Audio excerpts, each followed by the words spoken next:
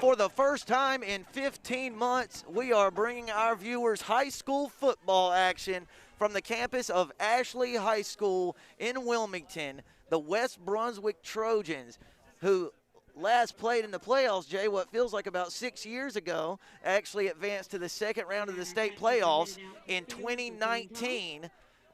They're back in action tonight on the road, Mid-Eastern Conference action. Jay, we got high school football in February for the first time in my 33 years on this earth. Welcome back, partner. Well, welcome back to you too, Sam. And yeah, I can more than double your 33 years.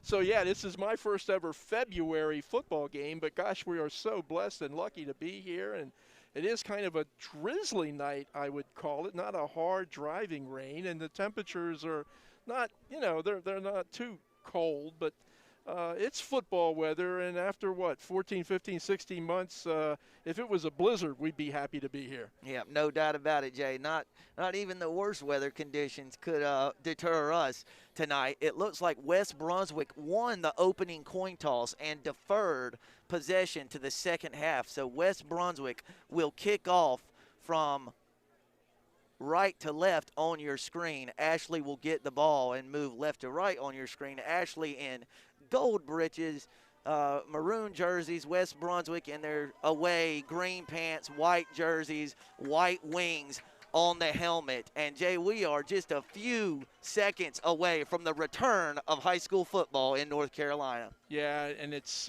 gosh, it's been a work in progress for sure. We've kind of slugged our way through a high school basketball season that was abbreviated, but nevertheless just good to be back, and kind of sets the stage for, how many, what is it, a 7-game football season? 7 games. Okay. So the Mid-Eastern Conference teams will just play each other once, and there's 8 teams in the league. So 7-game season. So our schedule was already kind of disrupted. The original game scheduled for this week was Hoggard at North Brunswick. North Brunswick is in a COVID pause, so the next game would have been a South game. They too are in a COVID pause, so we were very fortunate to be able to come across the bridge up here to Ashley High School, where the Screaming Eagles are going to play host to West Brunswick. And Jay, just got news this week from the governor of North Carolina that I think for outdoor sporting venues, it's 30% capacity could be allowed, and then the school districts, you know, made their own calls, and so Ashley let some fans into the stadium tonight. Seems to be, we're probably in the hundreds, maybe. I maybe guess. I 200 or 300 people here tonight for this game, so not completely empty like it was in basketball season. I was going to say, Sam, golly day, we did a couple of games this year where it was you and me and the team and the officials, right? So this is good. Locke Murphy will handle the kickoff duties for the Trojans. It's a high end-over-end kick, fielded cleanly. Man makes a man miss. Still on his feet, Jay. He's got running room. Finally dragged down at about the 36 or 37-yard line. A really good opening return for the Screaming Eagles. Jay, I was trying to see who that was on the return. I couldn't tell. Well, it's number 3 with the carry, and unfortunately, we don't have a number 3 on our roster. So yeah, I don't have a number 3. Out of the gate, you know, for our spring football season, we're looking for number 3. We'll try to find out who that is. The PA announcer didn't know either, but a nice return by that individual. Yeah, about an 18 to 20-yard opening kickoff return. So Ashley in the shotgun, 1st and 10 at its own 36. An out route over the head of the intended receiver. That was number 8, Tupac Coogee, on the coverage for West Brunswick. And Ashley quarterback, Jay, what do we know about Barrett Swales? Big, tall kid, 6'4", 195 pounds, has got a strong arm. He was a little too strong that time. The real offensive threat for Ashley coming into this game is Jackson Jones. He's a diminutive junior running back, but he is a tough guy to bring down. And they're going to give it to Jones on the carry. He is stood up there shy of the 40-yard line. A big hit there, Jay. I'm trying to get eyes over there to see who made the tackle, but we'll give Jones about 3 yards to the 39. They will set up a 3rd and 7 here on a rainy night at Ashley High School. And I'm wondering, Sam, if Jones might be the mystery number 3. We have him 6 on the roster, but he looked pretty good, and they're going to get the ball to him out of the backfield like this tonight. And Patrick Vereen is all over it. He and Carter Wyatt bring down Jackson Jones for a loss of 3 yards. So Jones gains 3 yards on the 2nd down carry and then loses 3 on a 3rd down catch. And Ashley will have a 4th and 10 from its own 36-yard line here in the game's opening minutes. And you called out Carter Wyatt, which will be the first of a lot of call-outs of Carter Wyatt, not only in this game but any West Brunswick game that you play. One of the premier defensive players in the league this year, a junior linebacker, already getting looks from Division I schools such as Virginia Tech, Duke, and East Carolina. Looks like West Brunswick not electing to bring pressure on the punt, and probably a good thing for Ashley, as it was a high snap. And Jay, I think that was Jones handling the punting duty. Well, if if number 3 is Jones, which we're kind of suspicioning, yeah, he did, and he did a pretty good job of changing the field. So Jones does a good job corralling a high snap, getting a punt away, and it got about a 5 to 7 yard bounce, rolled out of bounds at West Brunswick's 28-yard line. And Jay, we'll get our first look at first-year starting quarterback Patrick Vereen. He's joined in the backfield by senior running back number 11, Johnny Magby, and 3 wide receivers on the field for West. It's J.J. Cobb, Avery Clemens, and Locke Murphy. Murphy to the bottom of your screen. West has a lot more speed this year, and we expect to see it tonight in all different shapes and sizes. This kid Cobb can run. Magby quick too. Vereen checks to the sideline, and now they've got the play in. And they're going to throw the bubble out to Cobb. He dropped it, and it'll be an incomplete pass on 1st down. A good throw by Vereen, but Jay, it's slippery out there. It's a pretty steady rain coming down. You know, makes it a little bit more difficult for pitching and catching, but West Brunswick, no yardage on 1st down, and will have a 2nd and 10 from its own 28. 10-18 left in the opening frame. Well, that's the bubbles, the flares, the passes out of the backfield. You're going to see a lot of that this year. We're trying to take advantage of the speed and quickness. There's Magby on a run across the 30 to about the 32-yard line, so a productive play on 2nd down for West Brunswick.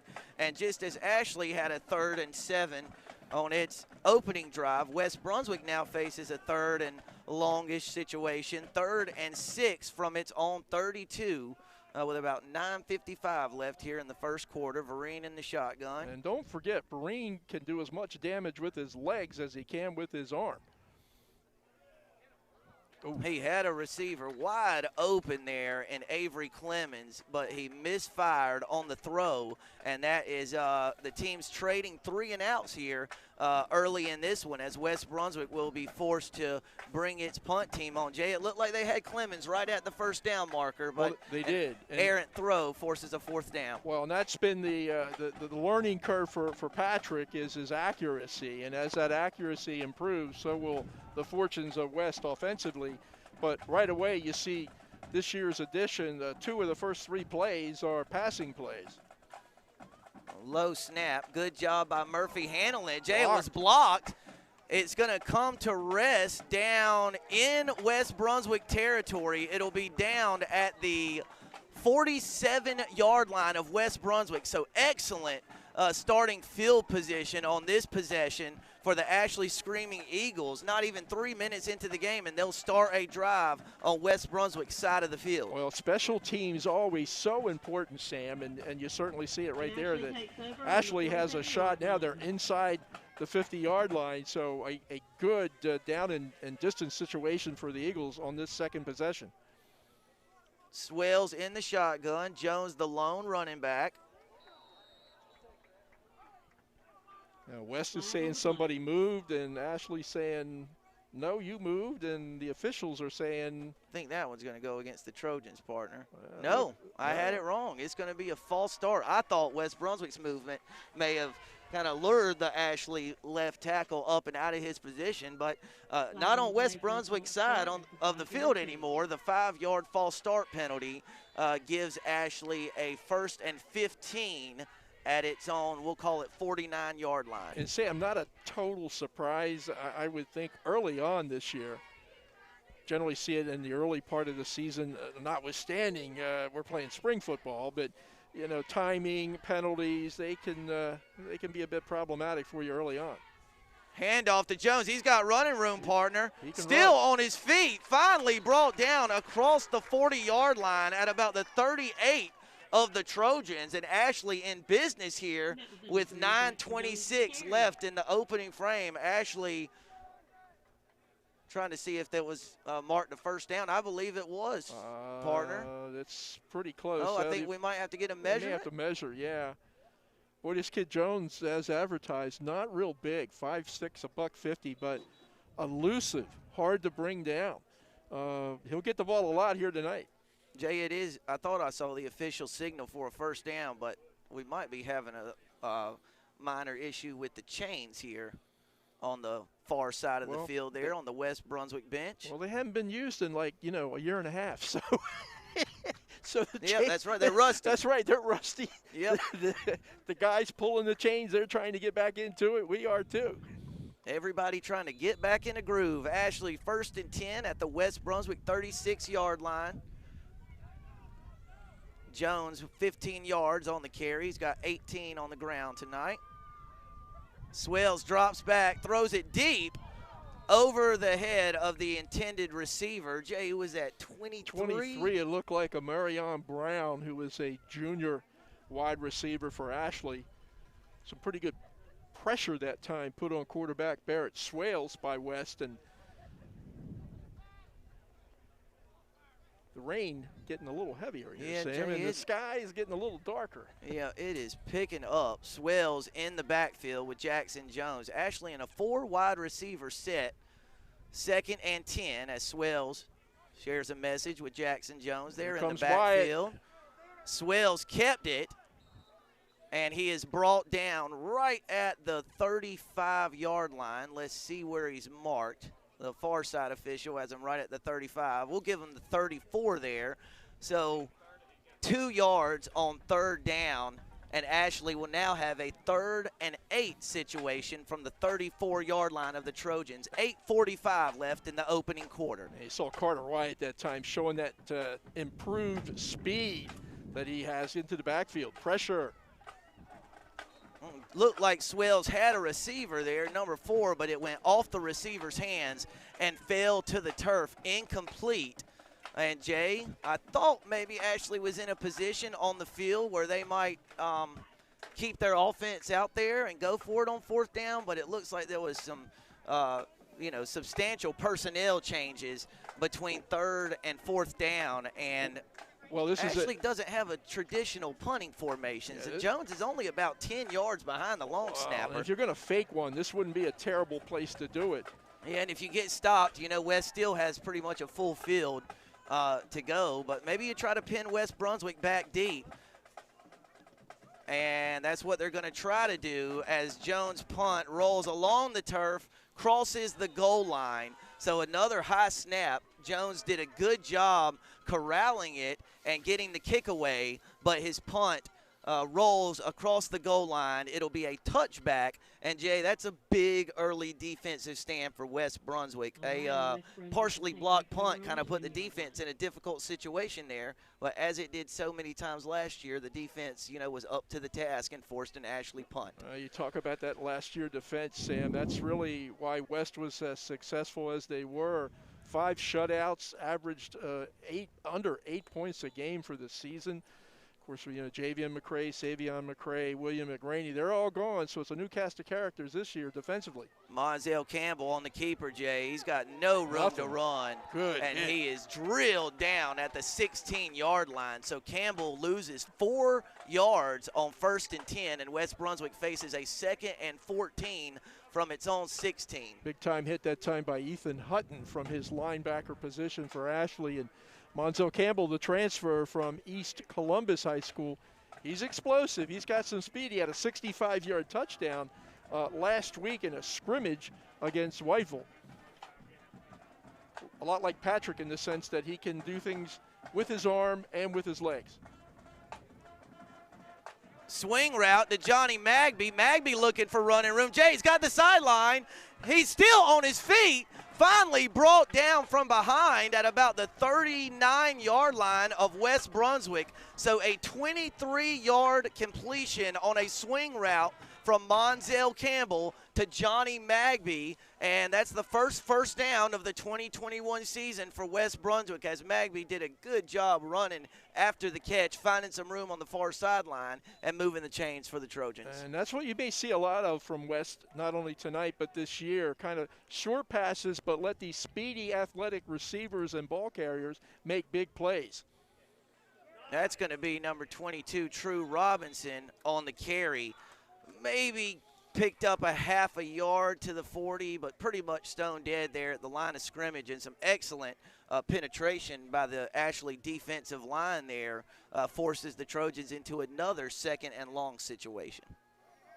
I loved one of the preseason quotes from your brother, the head coach at West, Brett Hickman. He said, "We got guys that can turn 7 into 70. And I think you're going to see some situations throughout the course of this season where West Brunswick is going to do that. They're going to go for these little short swing passes and just let these athletes run. Campbell's going to keep that one still on his feet. Jay Monzel Campbell's got running room. He can run. He's across the 30, across the 10, 5, touchdown, Trojans, no laundry on the field. Monzel Campbell, 60 yards for the first score of the 2021 season, and the Trojans are staked to an early 6-0 lead, 6:32 left in the first. Welcome to West Brunswick, Monzel Campbell. Yeah, and we just got finished saying that he had busted a 65-yard run for a touchdown in a scrimmage last week, and he just did it again here.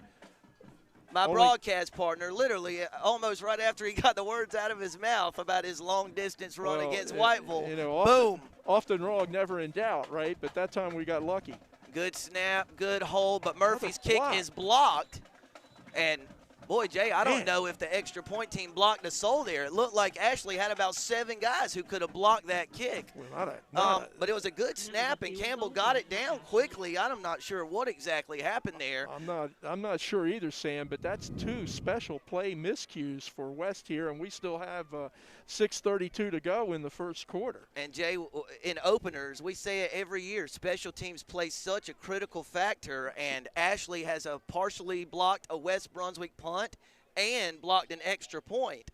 And, you know, Jay, you never know. Those points are big. A lot of times, having grown up with Coach Hickman, he's told me all my life about how missed extra points can stem a team's momentum faster than just about anything. Well, can just come back to haunt you. And again, perhaps, and I'm just, speculating again, we talked about this new offensive line for West this year.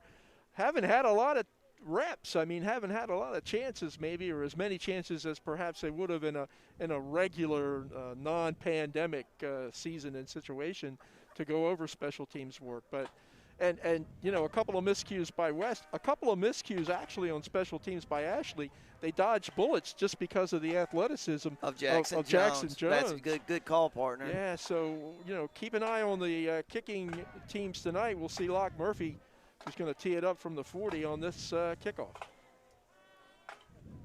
This one, another high kick, a little shorter than Murphy's first one of the night. West Brunswick there, some running room there, breaks a tackle, finally brought down at the 37. Guess who, Jay? That's Carter Wyatt down there on the kickoff team. He was one of the 3 guys who couldn't bring down the return man initially, but chased down the play, made the tackle from behind.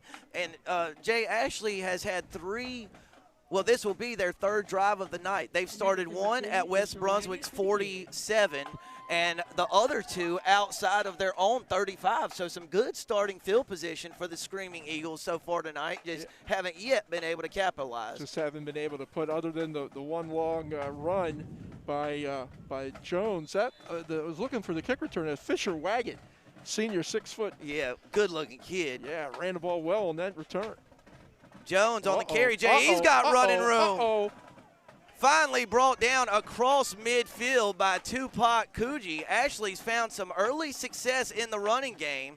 That is a first down at the 49-yard line. Jay, that was a 15-yard gain by Jackson Jones on first down. Well, let me tell you, this kid hits the hole quick and is not an easy guy to bring down. That was a pretty good tackle that time by Tupac Coogee, who's a junior. Guess he's one of those JV kids coming up from last year, Sam, and really needed his tackle on that particular play. Jay, yeah, as we started off tonight, I thought for sure this awning was going to be a huge help over our heads, and I'm not sure it's helping my kneecaps out here at all, as the rain has really intensified here at Ashley High School. Yeah, it has picked up, and there's just enough. Well, if you look at the flag, there isn't any kind of breeze whatsoever, but the rain's kind of coming in at a wee bit of an angle, and right on my favorite play-by-play partner, Sam Hickman, and certainly the rest of it's on me. But we got to be more dry than the people in the stands who don't have umbrellas, and certainly the kids down on the field. It doesn't seem to be bothering them in the least. Man, I can't even broadcast a game in these conditions. I don't know how they're playing in it. It's coming down pretty good here in Wilmington. 6:10 left in the opening quarter. It's West Brunswick 6, Ashley 0. The Trojans touchdown, courtesy a 60-yard zone read keeper by Monzel Campbell. But Ashley trying to strike back here halfway through the first. Oh, a big play, Jay. That's the guy, Tyleek Webb, in the backfield for the first time tonight. Met Jones right as he got the handoff and slung him down for a loss of 2 yards. It's 2nd and 12 from the Ashley 49. I've been hearing some good things about this young junior, Tyleek Webb. Not real big at $185 to be playing in the middle of that defensive line, but he can cause some havoc out there. Jay, I thought I heard a whistle there. You did.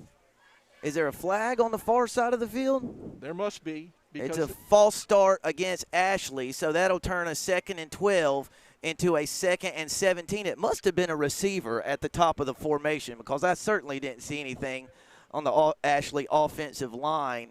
I think it was one of the 2 receivers at the top of the field. So now a 2nd and 17 situation. Swells in the shotgun. Jones in the backfield with him. 2 receivers to the top of your screen, 2 to the bottom. Boy, you can hear the rain just pelting the bleachers here. Missed tackle by one man, but number 18, I think that's Trip Hardy. He didn't miss him there. Slung him down to the turf. Ball marked right at the 45-yard line, I think, partner. No, make that the 44. So we'll say no gain on the pitch and catch there. Brings up a 3rd and we'll call it 17 here from the Ashley 44-yard line. 5 minutes left in the first quarter.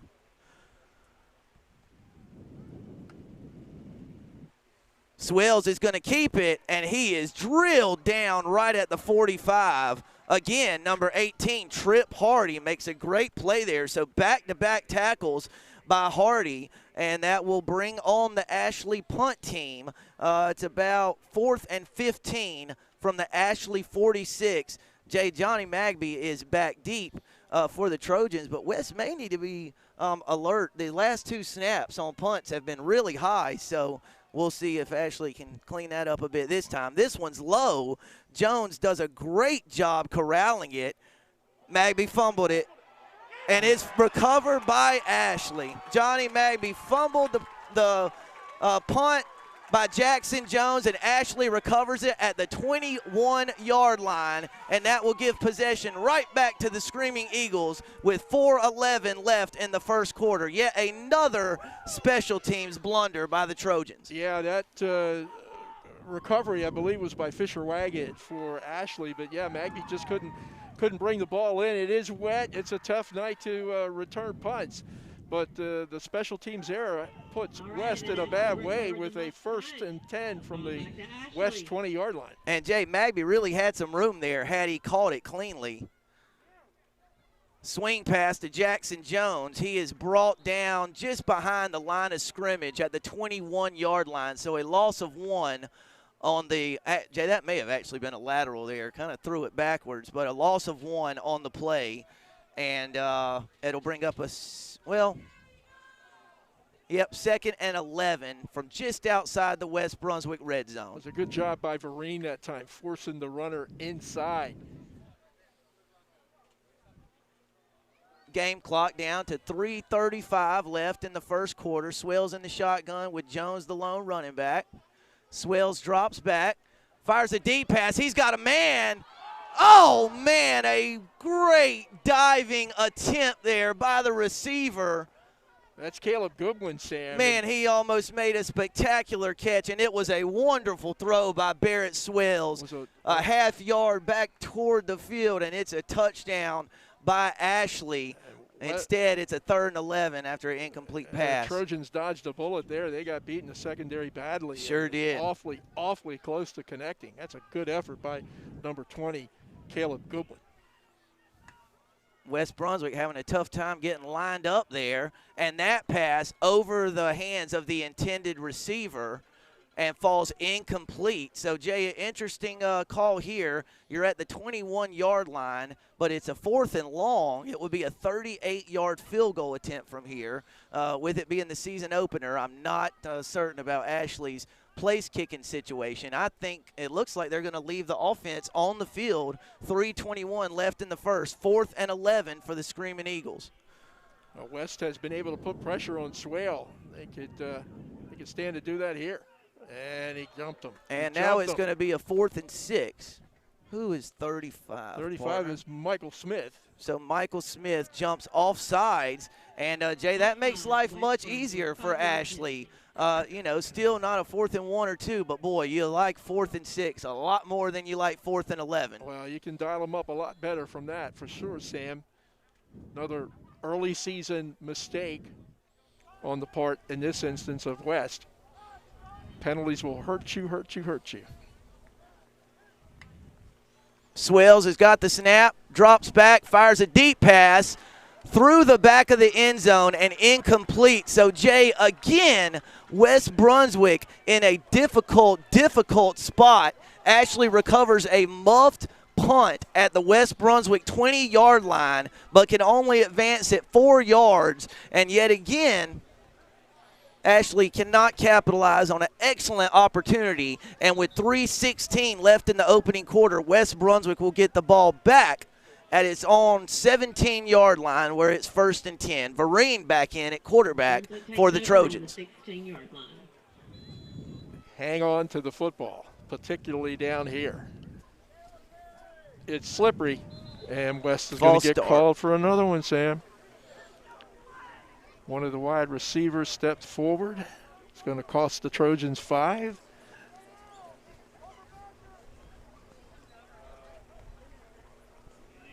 Sloppy, partner. West Brunswick has had a punt partially blocked, a couple penalties, a muffed punt, and somehow leads this game 6-0, and now has a 1st and 15 from deep in its own territory. Well, big plays is what you got to have. So West just trying to give itself some breathing room here with a run right up the middle to about the 16-yard line. I think that was True Robinson on the carry. So, Jay, about 5 yards on the carry will make it 2nd and 10 again. True Robinson, one of these kids that could really break it open this year, Sam. He's a very athletic player offensively and defensively. A lot of talent. Boy, that's off the mark there as they're trying to get it to J.J. Cobb on the bubble screen. Well, Patrick knew as soon as he threw that ball that he didn't have a chance in the world of it being completed. A whole lot more mustard on it than what was necessary, not much touch. Yeah, and Jay, you don't have to make the swing routes and the bubble screens and the little hitch routes. You don't have to fire them as hard as you can every time. You're a former quarterback. Well, and that's where, the improvement of Patrick as the season goes on has got to be in his touch, right, and his feel for those kinds of throws. Vereen got rid of that one just in the nick of time. He was under duress. It was ruled an incomplete pass, so that will stop the game clock and force a 4th and 10. So Patrick Vereen has had 2 drives as West Brunswick starting quarterback, and the Trojans did not record or produce a first down on either drive. So, Jay, if you're West Brunswick there, you at least hope to maybe get 1 or 2 first downs and punt from a more ideal position. But now Locke Murphy's going to be catching this long snap from about the 1, maybe 2 yard line. Yeah, he's going to be kicking this from around his 5 or 6. And new punter this year. He was a place kicker last year. A low snap. Murphy did a good job getting it away, and it was a pretty good kick. Took a bounce at about the 46-yard line and went out of bounds right there. So about a 30-yard net punt there from Murphy. But, Jay, the way West has been on special teams in the opening 10 minutes, they're probably fortunate. They're probably happy they just got that one away deep in their own territory. And Trojans lead 6-0 with 2:30 left in the opening frame. Yeah, kind of a strange opening quarter, I'd say, Sam. Really weird. Yeah, not sloppy, I guess, word comes to mind, other than the big run by Campbell. Both teams are kind of struggling getting their footing out there, and I don't mean in the sense of being slippery on the field, but just trying to get a rhythm going here. Another flag. Another flag, partner. Another false start against the Ashley Screaming Eagles. So both teams, when they the last 2 possessions, before they could get a first down snap off, there was a false start penalty. So now Ashley will be backed up to midfield, and it'll be 1st and 15. And, Jay, it's just really difficult, no matter what team you are, to play from behind the chains. Yeah, it is. But, Sam, you hate to give chances. And West has given Ashley lots of chances here tonight, and you wonder if at one point in time you give them one too many chances and they make you pay for it. And, Jay, we saw how close Ashley was in the end zone to tying this game on the diving catch attempt. I mean, they were literally probably centimeters away from either tying the game or taking a lead there. For sure, yeah, that was a well-designed play, and the Trojans lucky. There's Jackson Jones, a good crease through the middle of West Brunswick's defense, across the 45 to the 44. Ashley going tempo here. That was 6 yards on first down by Jackson Jones. Tell you what, that kid has gained positive yards, I believe, every time he has touched that ball tonight. And they're going to give it to him again. He's got more running room, still on his feet, finally knocked down at the 35-yard line, and back-to-back runs by Jackson Jones produce an Ashley first down. So, Jay, I'd be surprised if Ashley puts it in the air here. I think they're going to try and just attack the Trojans downhill after those 2 runs. They're winning that battle of the line of scrimmage. Jones makes True Robinson miss, but then he's brought down at about the 32-yard line. But, Jay, and that's what Jones can do. Instead of a 3-yard loss, he turns it into a 4-yard gain and keeps Ashley on schedule here late in the first quarter. Yeah, he's the word that was given to us was elusive, and I think that's absolutely the case. He's got some great instincts running the football. Pressure, flag. Offsides.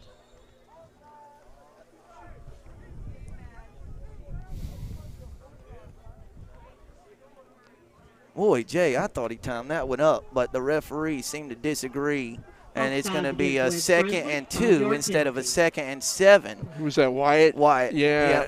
But you're going to see that a lot. He sure thought he timed it. Yeah, he did, and you're going to see that a lot from West this year using Carter Wyatt. He's still listing him at 215, but stronger than he was last year at 225 and a heck of a lot quicker, and you're going to see him move all around there to take advantage of that quickness and strength. Jones throws it over the head of the receiver. Jay is still on the ground. Finally, a whistle. I thought maybe there was no whistle because it was behind him, and it was a lateral, but it's ruled an incomplete pass. And, Jay, I actually really like that call on 2nd and 2. You're on a spot of the field where it could be 4-down territory. Sure. You like to think you could get 2 yards in 2 plays with Jackson Jones as your running back. So maybe a chance to just catch West Brunswick napping, and you still have a good down and distance at 3rd and 2 from about the 27-yard line. You see Wyatt moving around out there again. False start. Maybe helped cause it. Yep. That one's Wyatt. That one's going to be a false start on Ashley. So, Jay, now you're trading pre-snap penalties here. Ashley had West Brunswick had an offside penalty before the 2nd and 7 snap, and then before the 3rd and 2 snap, Ashley commits a false start, making it a much more difficult 3rd and 7. 1:06 left in the first quarter. Jay, this a long first quarter. It might be my the longest. imagination? It might be the longest 12-minute quarter in the history of high school football. Yeah, Lots of penalties and stoppages. 3rd and 7 from the West, about 35. Swales dumps it off. Oh, it's very nearly picked off. That was number 35, Michael Smith. And, boy, he had an interception right in his hands. And then Jones almost caught it after the interception. And now we have a flag. And I think that's going to be against West Brunswick. So, Sam. And number 14, Patrick Vereen. Unsportsmanlike. Cheese and crackers. That'll kill you. Yeah, after you made a stop on 3rd and 7.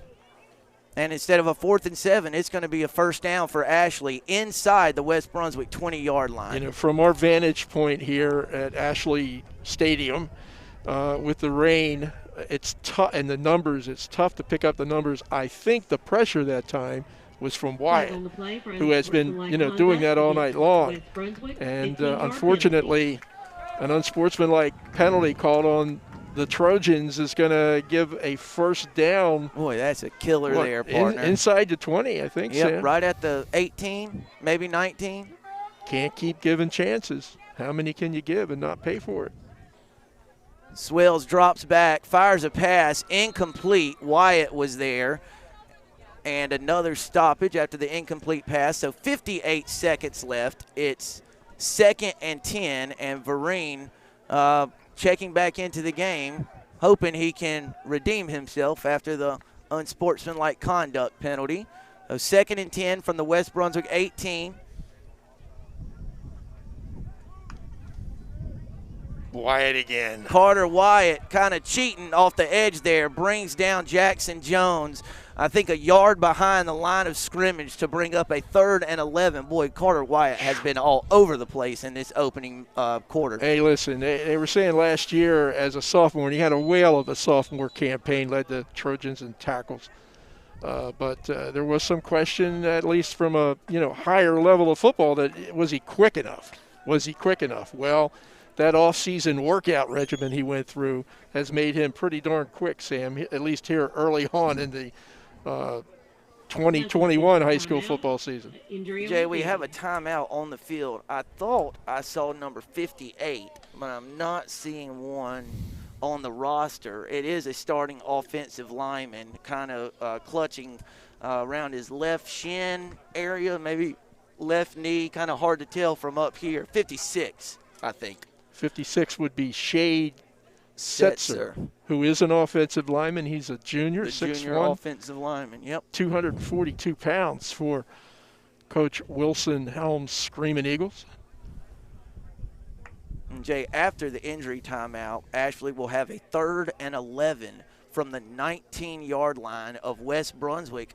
And, Jay, just football can be a weird game, and the whole game feels like it's been played right in front of us with, Ashley moving left to right in West Brunswick territory, yet West Brunswick has a 6-point lead here late in the quarter. Sam, just a guess on my part, but I see number 79, Caleb Perry. I think Setzer's the center. Who maybe is going to come in to play center now while Setzer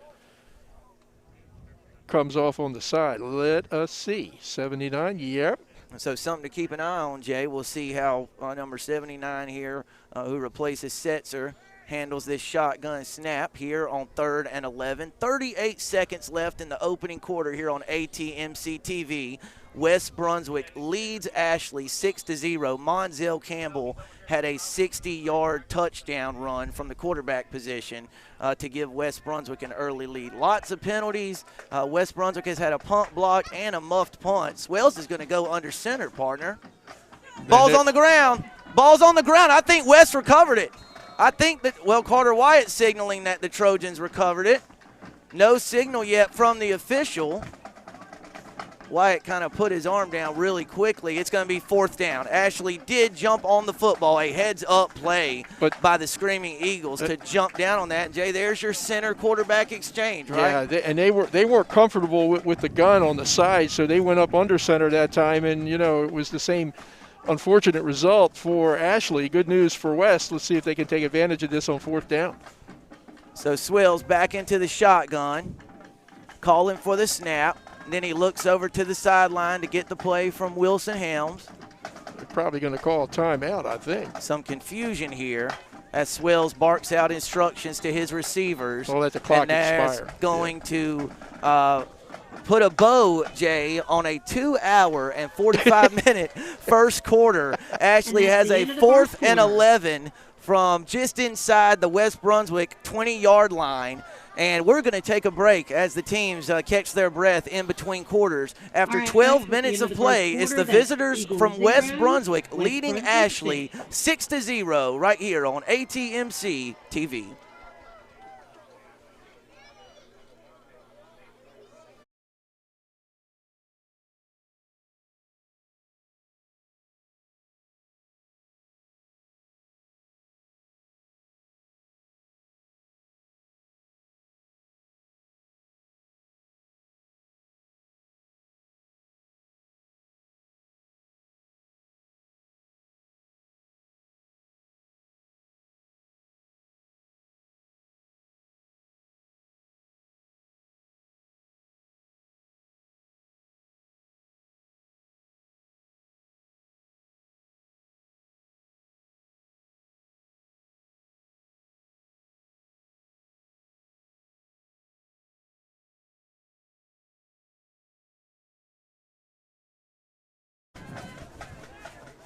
Partner, we are back for the start of the second quarter. West Brunswick leads 6-0.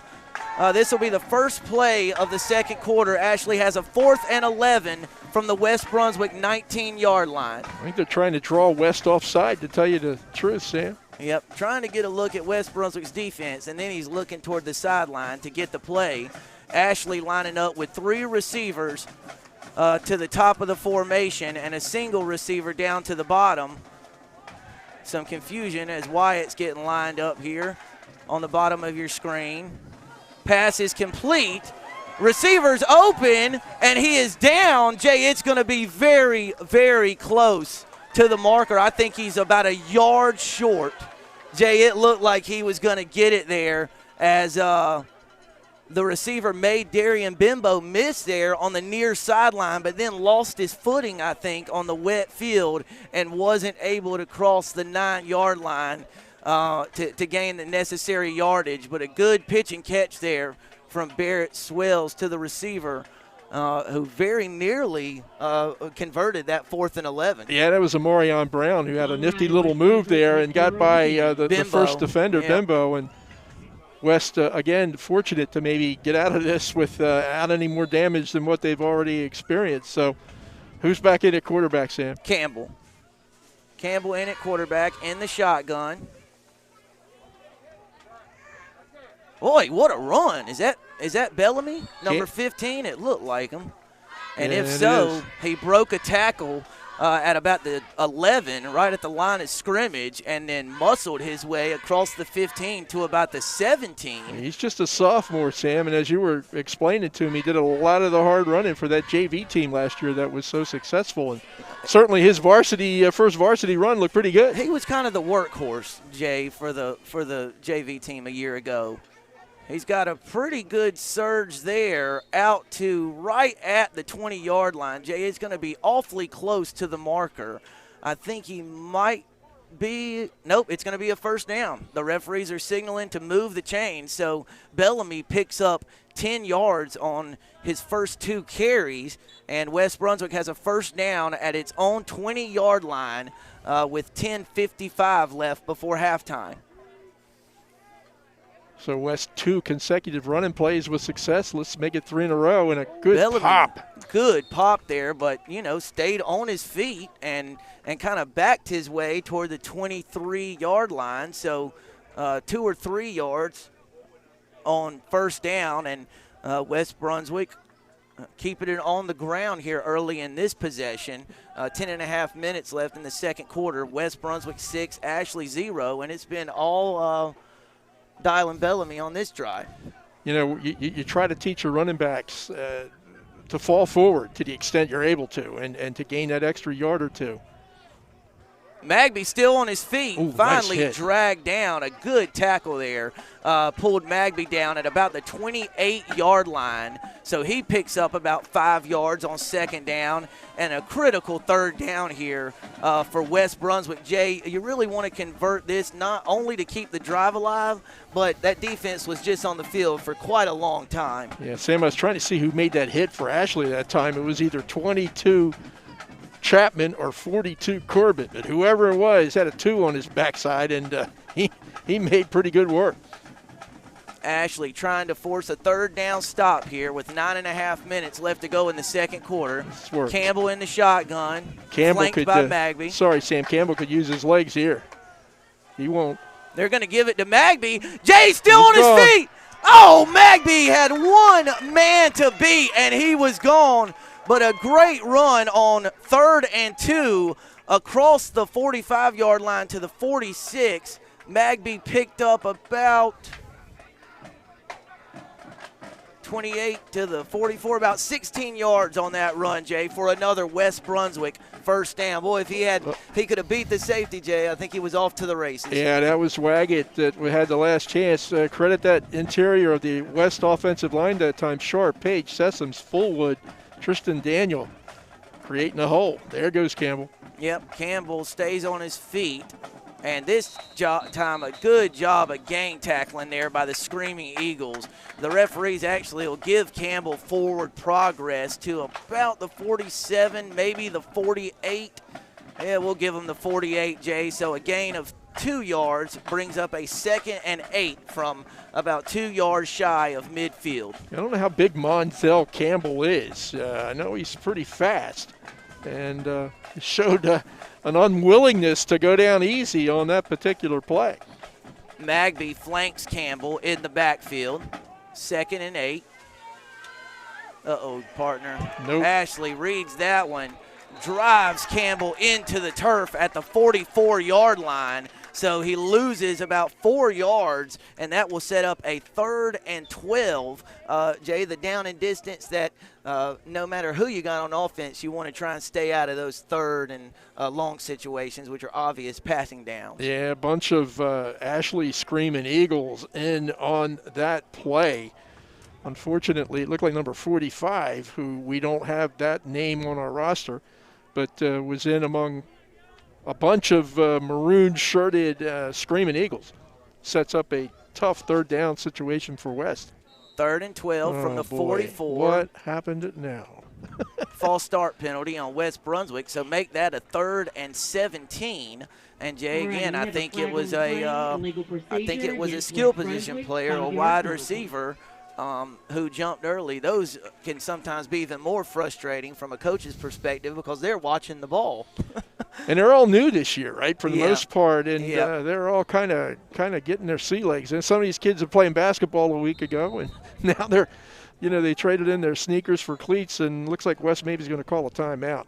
Yeah, got a little, Jay stayed perfectly on schedule there about the first 6 or 7 plays of that drive. And then on a 2nd and 8 play, Campbell kept it, lost about 4 yards. And a play later, it's a false start penalty. You lose 9 yards between the 2nd down play and the false start, and boom, you're looking at a 3rd and 17 from your own 39. When just a couple plays ago you were right near midfield. Well, Sam, to kind of underscore your point, that those 3 or 4 plays when they were on schedule, what were they doing? They were blocking, right? You had some room to run, and certainly 15, Dylan Bellamy was taking advantage of that. But since then, the battle at the line of scrimmage won convincingly by Ashley, and listen, when you boil it all down, generally, if you block better, if you tackle better, you're going to win your share of games. And so that trench area is so critical, so important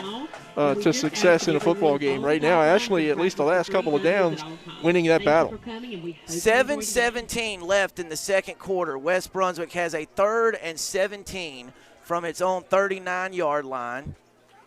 Campbell's just going to fire it out to the slot receiver, who wrestles his way across the 40 to about the 42, but that will bring up an obvious punting situation. Jay, was that Murphy there on the catch? I couldn't tell. I couldn't tell either, Sam. It's all the way on the other side of the field, and unfortunately, although West uniforms are pretty, hard to see those numbers are a little tough. We got to get them. We got to get them at least bigger numbers, right? You know, if they're going to stay with that same color scheme. But the white and the green is real pretty. It's sharp looking. I wonder if they'd at least give us some black tape to put around the numbers to maybe accentuate the numbers a little bit. 6.5 minutes left in the second quarter. Locke Murphy on to punt for West Brunswick. Weston Sharp handles the long snapping duties. A good snap this time. And Murphy kind of kicks it back across his body, and it takes a fortuitous Trojan bounce all the way inside the 20, rolls down at about the 16-yard line.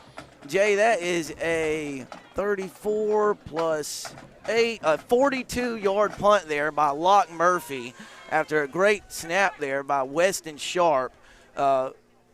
And, you know, I think that was Weston. Special teams play of the night by West Brunswick. Without a doubt. And actually, you're talking about Weston Sharp, who is the long snapper in addition to just centering duties. I think he was the guy that covered that ball that time. So good effort by Weston Sharp, just a sophomore. So he's got a bright future ahead of him. You know, you can make a living long snapping now. Did you know that? No doubt about it.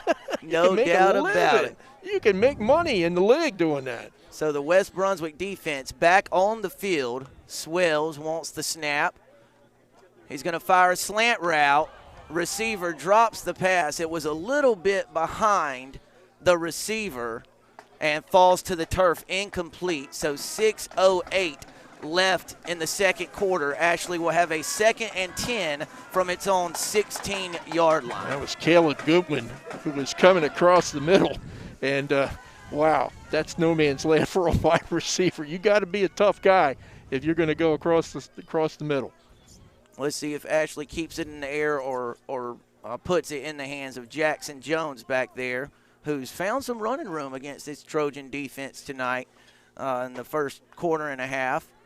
It is going to be Jones. He does have some running room, making some guys miss. Down at about the 26-yard line. Very close. Oh, it's going to be a first down, Jay. 10 yards on the dot.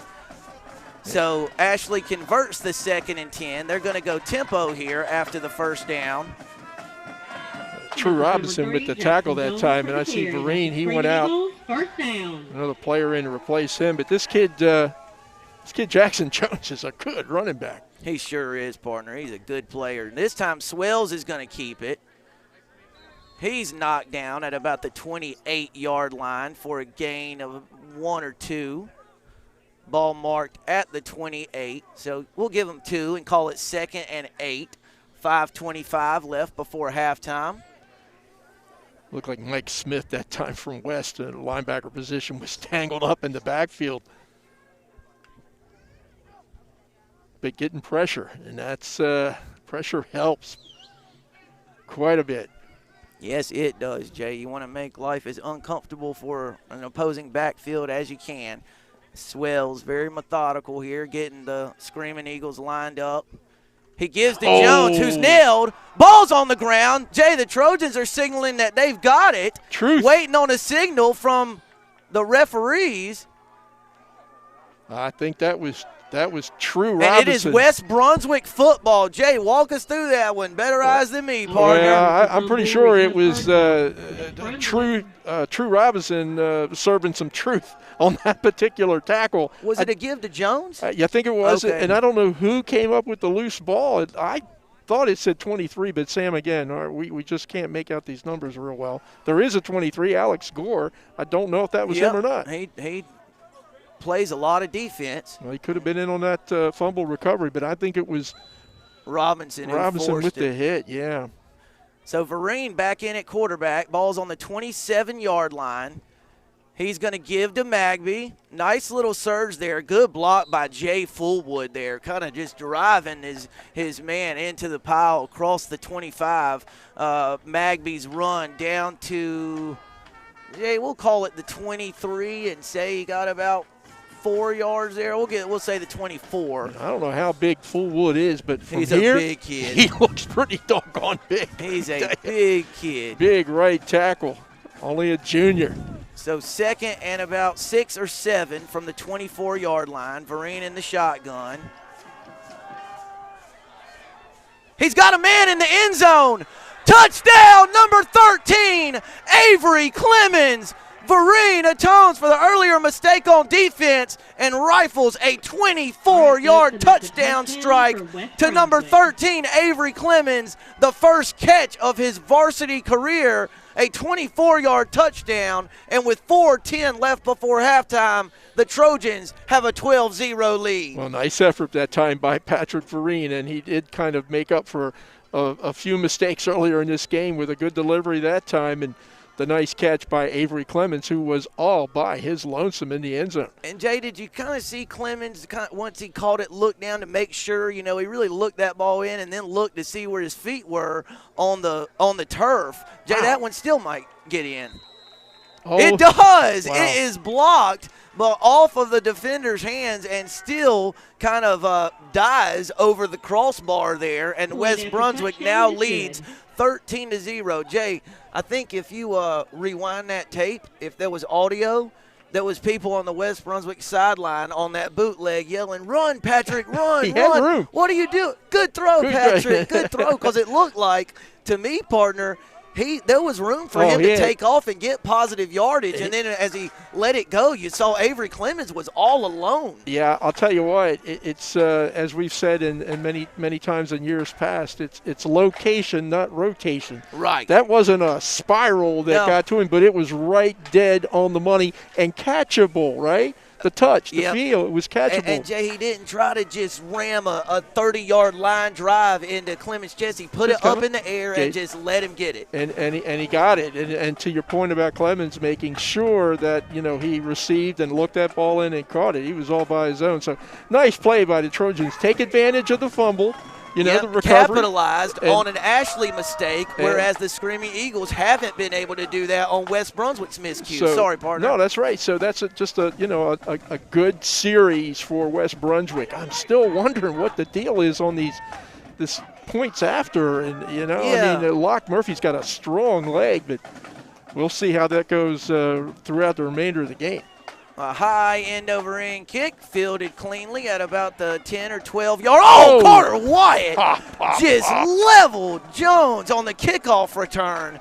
And, boy, I tell you, Jackson Jones is a better man than I am. I believe I'd have had to lay on the turf for a little while after a hit like that. That is a tough kid, and Carter Wyatt is showing everyone in this area why he's one of the premier defensive players in southeastern North Carolina. Well, let me tell you, I thought one of the premier players, excuse me. I thought William McRaney graduated.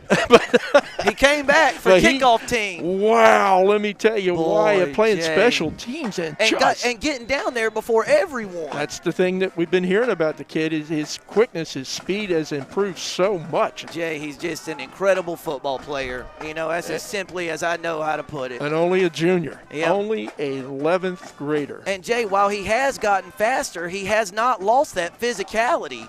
There's something for Ashley. There's a good swing route from Swells to Jackson Jones, who's forced out of bounds at about the 28-yard line. So a good gain on first down by Ashley. A good job by the Screaming Eagles, staying on schedule. They'll have a 2nd and long 3 from about the 28-yard line. I can see why the Ashley plan is to get the ball to Jones as much as you can in as many different ways as possible. He's a good one.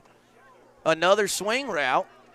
This time he is dropped across the 30-yard line, dropped right at the first down marker, but will have enough yardage for the first down. And, Jay, interesting, Ashley kind of identified where Wyatt lined up on those two plays and threw the swing route to Jones the other way. Stay away from Carter Wyatt. I don't blame him for that. Ashley 1st and 10 at its own 32-yard line. West Brunswick leads 13-0. 3.5 minutes left in the second quarter. Thought we were going to get a flag there, but West Brunswick didn't jump. That's a lateral. Wyatt's there. Jones made a miss, and a good play by defensive lineman. Is that Luke King, 71? That's Tristan Daniel. Tristan Daniel. Sorry, Tristan Daniel. 71 and 72, I think they are on the roster. Okay. But Daniel brings down Jones. That was a loss of 3 yards, so Ashley went from the 32-yard line to the 29, where it'll be 2nd and 13, and we're under the 3-minute mark here in the second quarter. Oh, that's dangerous, partner. It's picked.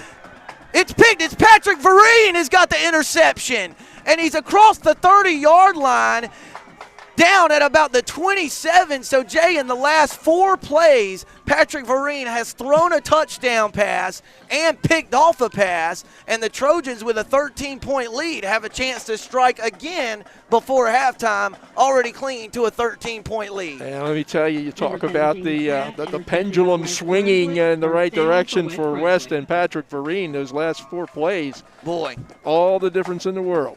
And, Jay, he didn't, let's just call it what it is. He did not have his best first quarter. Wasn't able to move the offense in his first 2 drives, had a killer unsportsmanlike conduct penalty. But, boy, he has asserted himself in the second.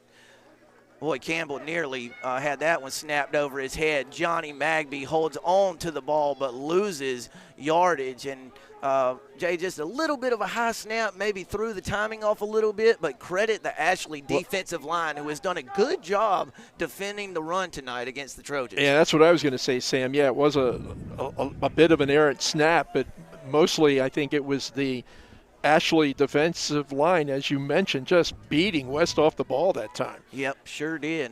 2nd and 11 from the 29-yard line. This snap right in Campbell's lap, but he's got no room to run. Floats a pass out of bounds. It was picked off, but he was out of bounds before he let it go. And West Brunswick loses about 3, maybe 4 yards on the play, and that's going to bring up about a 3rd and 15. So not a great start to this, not a great first 2 plays of this possession for West Brunswick. And, Jay, we've got 2:04 left before halftime. West Brunswick 13, Ashley 0. West just picked off a pass and returned it to about the 27, 28-yard line, but have went backwards 2 plays in a row, setting up a 3rd and 15.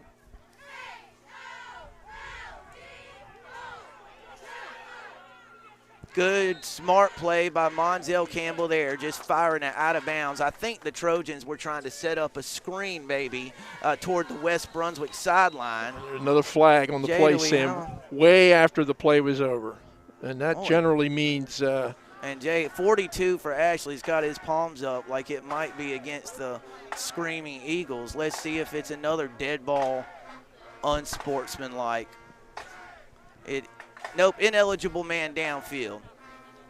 It's declined, and it'll be 4th down. Jay, 42 for Ashley had his palms up like this, kind of looking around like maybe they had called a penalty on him. But it was an ineligible man downfield call. We'll set up a 4th and 15. And, boy, Jay, West Brunswick with a chance to really seize momentum in this one late in the first half, but lost 5 yards, and they're actually going to kick this one away. Well, this has been a little bit of an adventure, right, at times this evening for West. So let's see if the Trojans can handle this one. The last punt was a good one. See if they can do it again. Weston Sharp, the long snapper. Locke Murphy handles the punting duties. A low snap, but Murphy gets it away. Kind of a wobbly kick toward the far sideline. It went out of bounds, I think, around maybe the 15 or 20. We're going to see where it's marked by the official. He's still walking. He's still walking. He's still walking.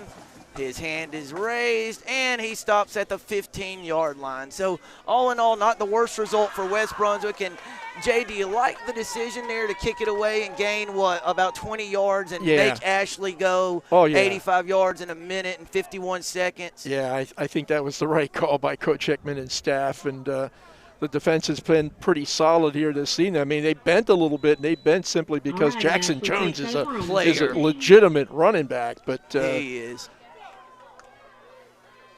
They're going to hand it to Jones here. Tyleek Webb was in the backfield but couldn't bring him down. Number 41 for West Brunswick. We don't have a 41, but I know he was in on the tackle. And he's coming off the field now. Some substitutions. So 1:30 left before halftime. 2nd and 5. They're going to give it to Jones again, and he is met.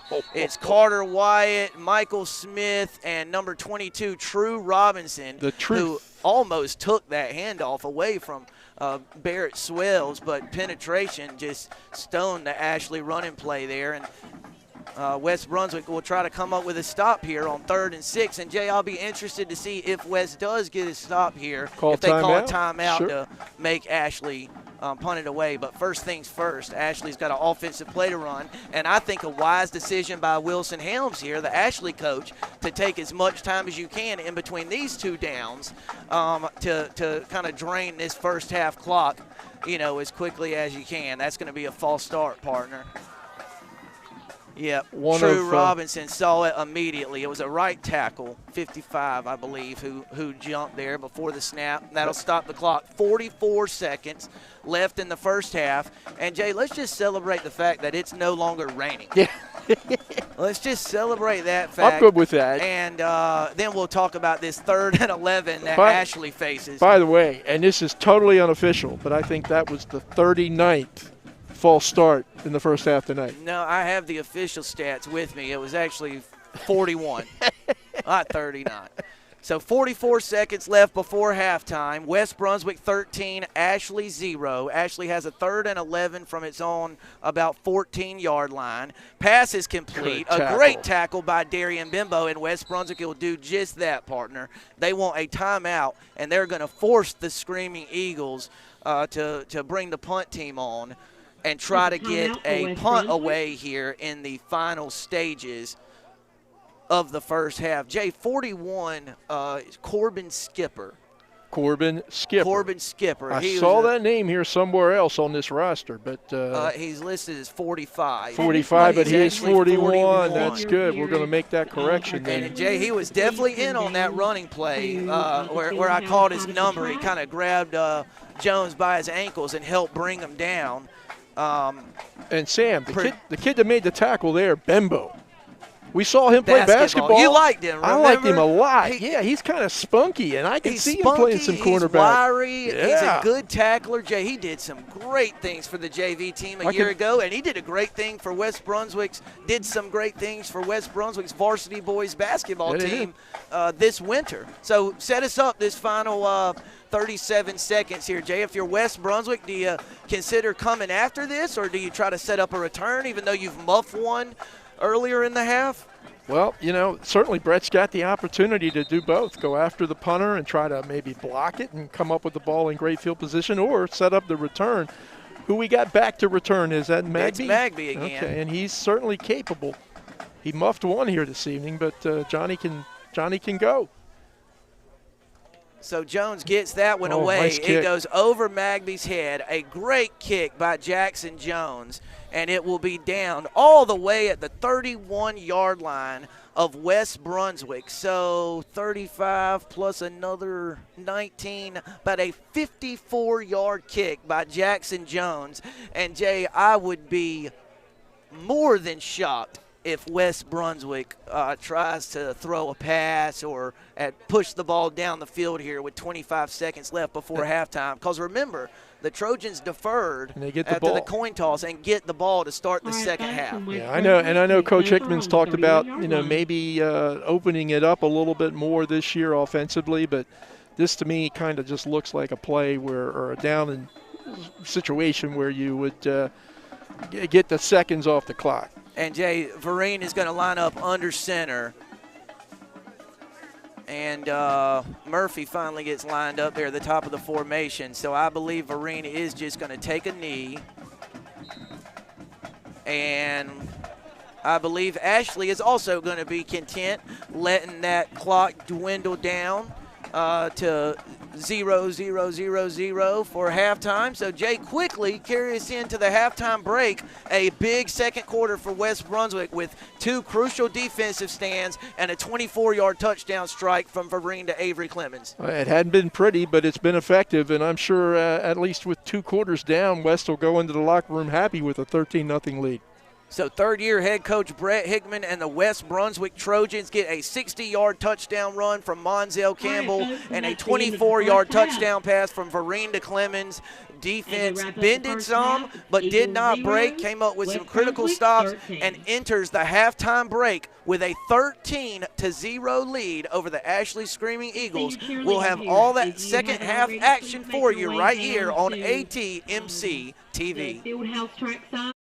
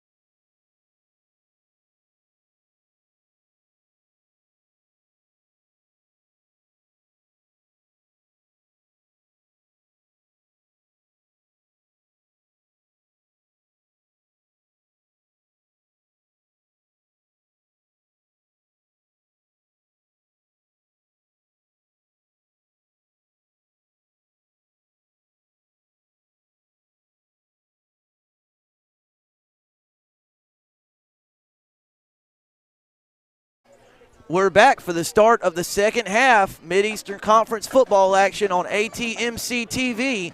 West Brunswick 13-0 halftime leaders over the Ashley Screaming Eagles. Jay, West Brunswick in their two-quarterback system got a highlight play from each, with Monzel Campbell scoring on a 60-yard run, Patrick Vereen with a 24-yard scoring strike to Avery Clemens. Trojan defense with some timely stops, though they did allow some yardage on the ground to Ashley's Jackson Jones and company. But West Brunswick deferred the opening coin toss, so set to receive the opening kickoff of the second half. Looks like they're struggling to get 11 players out on the field, Sam. Yep. But West has finally got it. I see number 4, Mikhail Simpson, sophomore, finally take his position up front. So, yeah, it's going to be a chance here for West to the rain stop, so that was part of the issues, I think, in the early stages of the game. That's Campbell, Jay. He wasn't the deep man, but he's got a return. He's got some running room. He's all the way across the 40, finally dragged down at about the 44-yard line. So about a 20-yard return by Monzel Campbell, and the Trojans with awfully solid starting field position on the initial possession of the second half. Well, I'll tell you what, when your quarterback's returning kicks, yeah, you must have a lot. I'll tell you, my high school coach, with good reason, did not have that kind of faith and confidence in me. So I wasn't back returning kicks for anybody, Sam Hickman. So credit to Monzel Campbell, the transfer from East Columbus High School, who's gotten off to a good start here in his career at West. So Campbell hands it to J.J. Cobb around the side. Still on his feet, partner. Look at him go.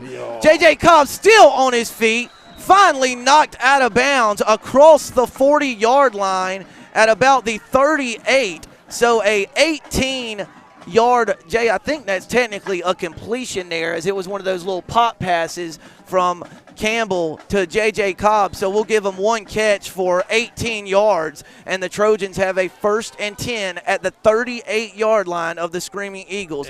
You got to get the ball to kids like Cobb, because you can't teach speed, and he's got some jets. So, if it's a direct handoff, a little pop pass, whatever the case may be, that was supposed to go to Cobb, but it didn't.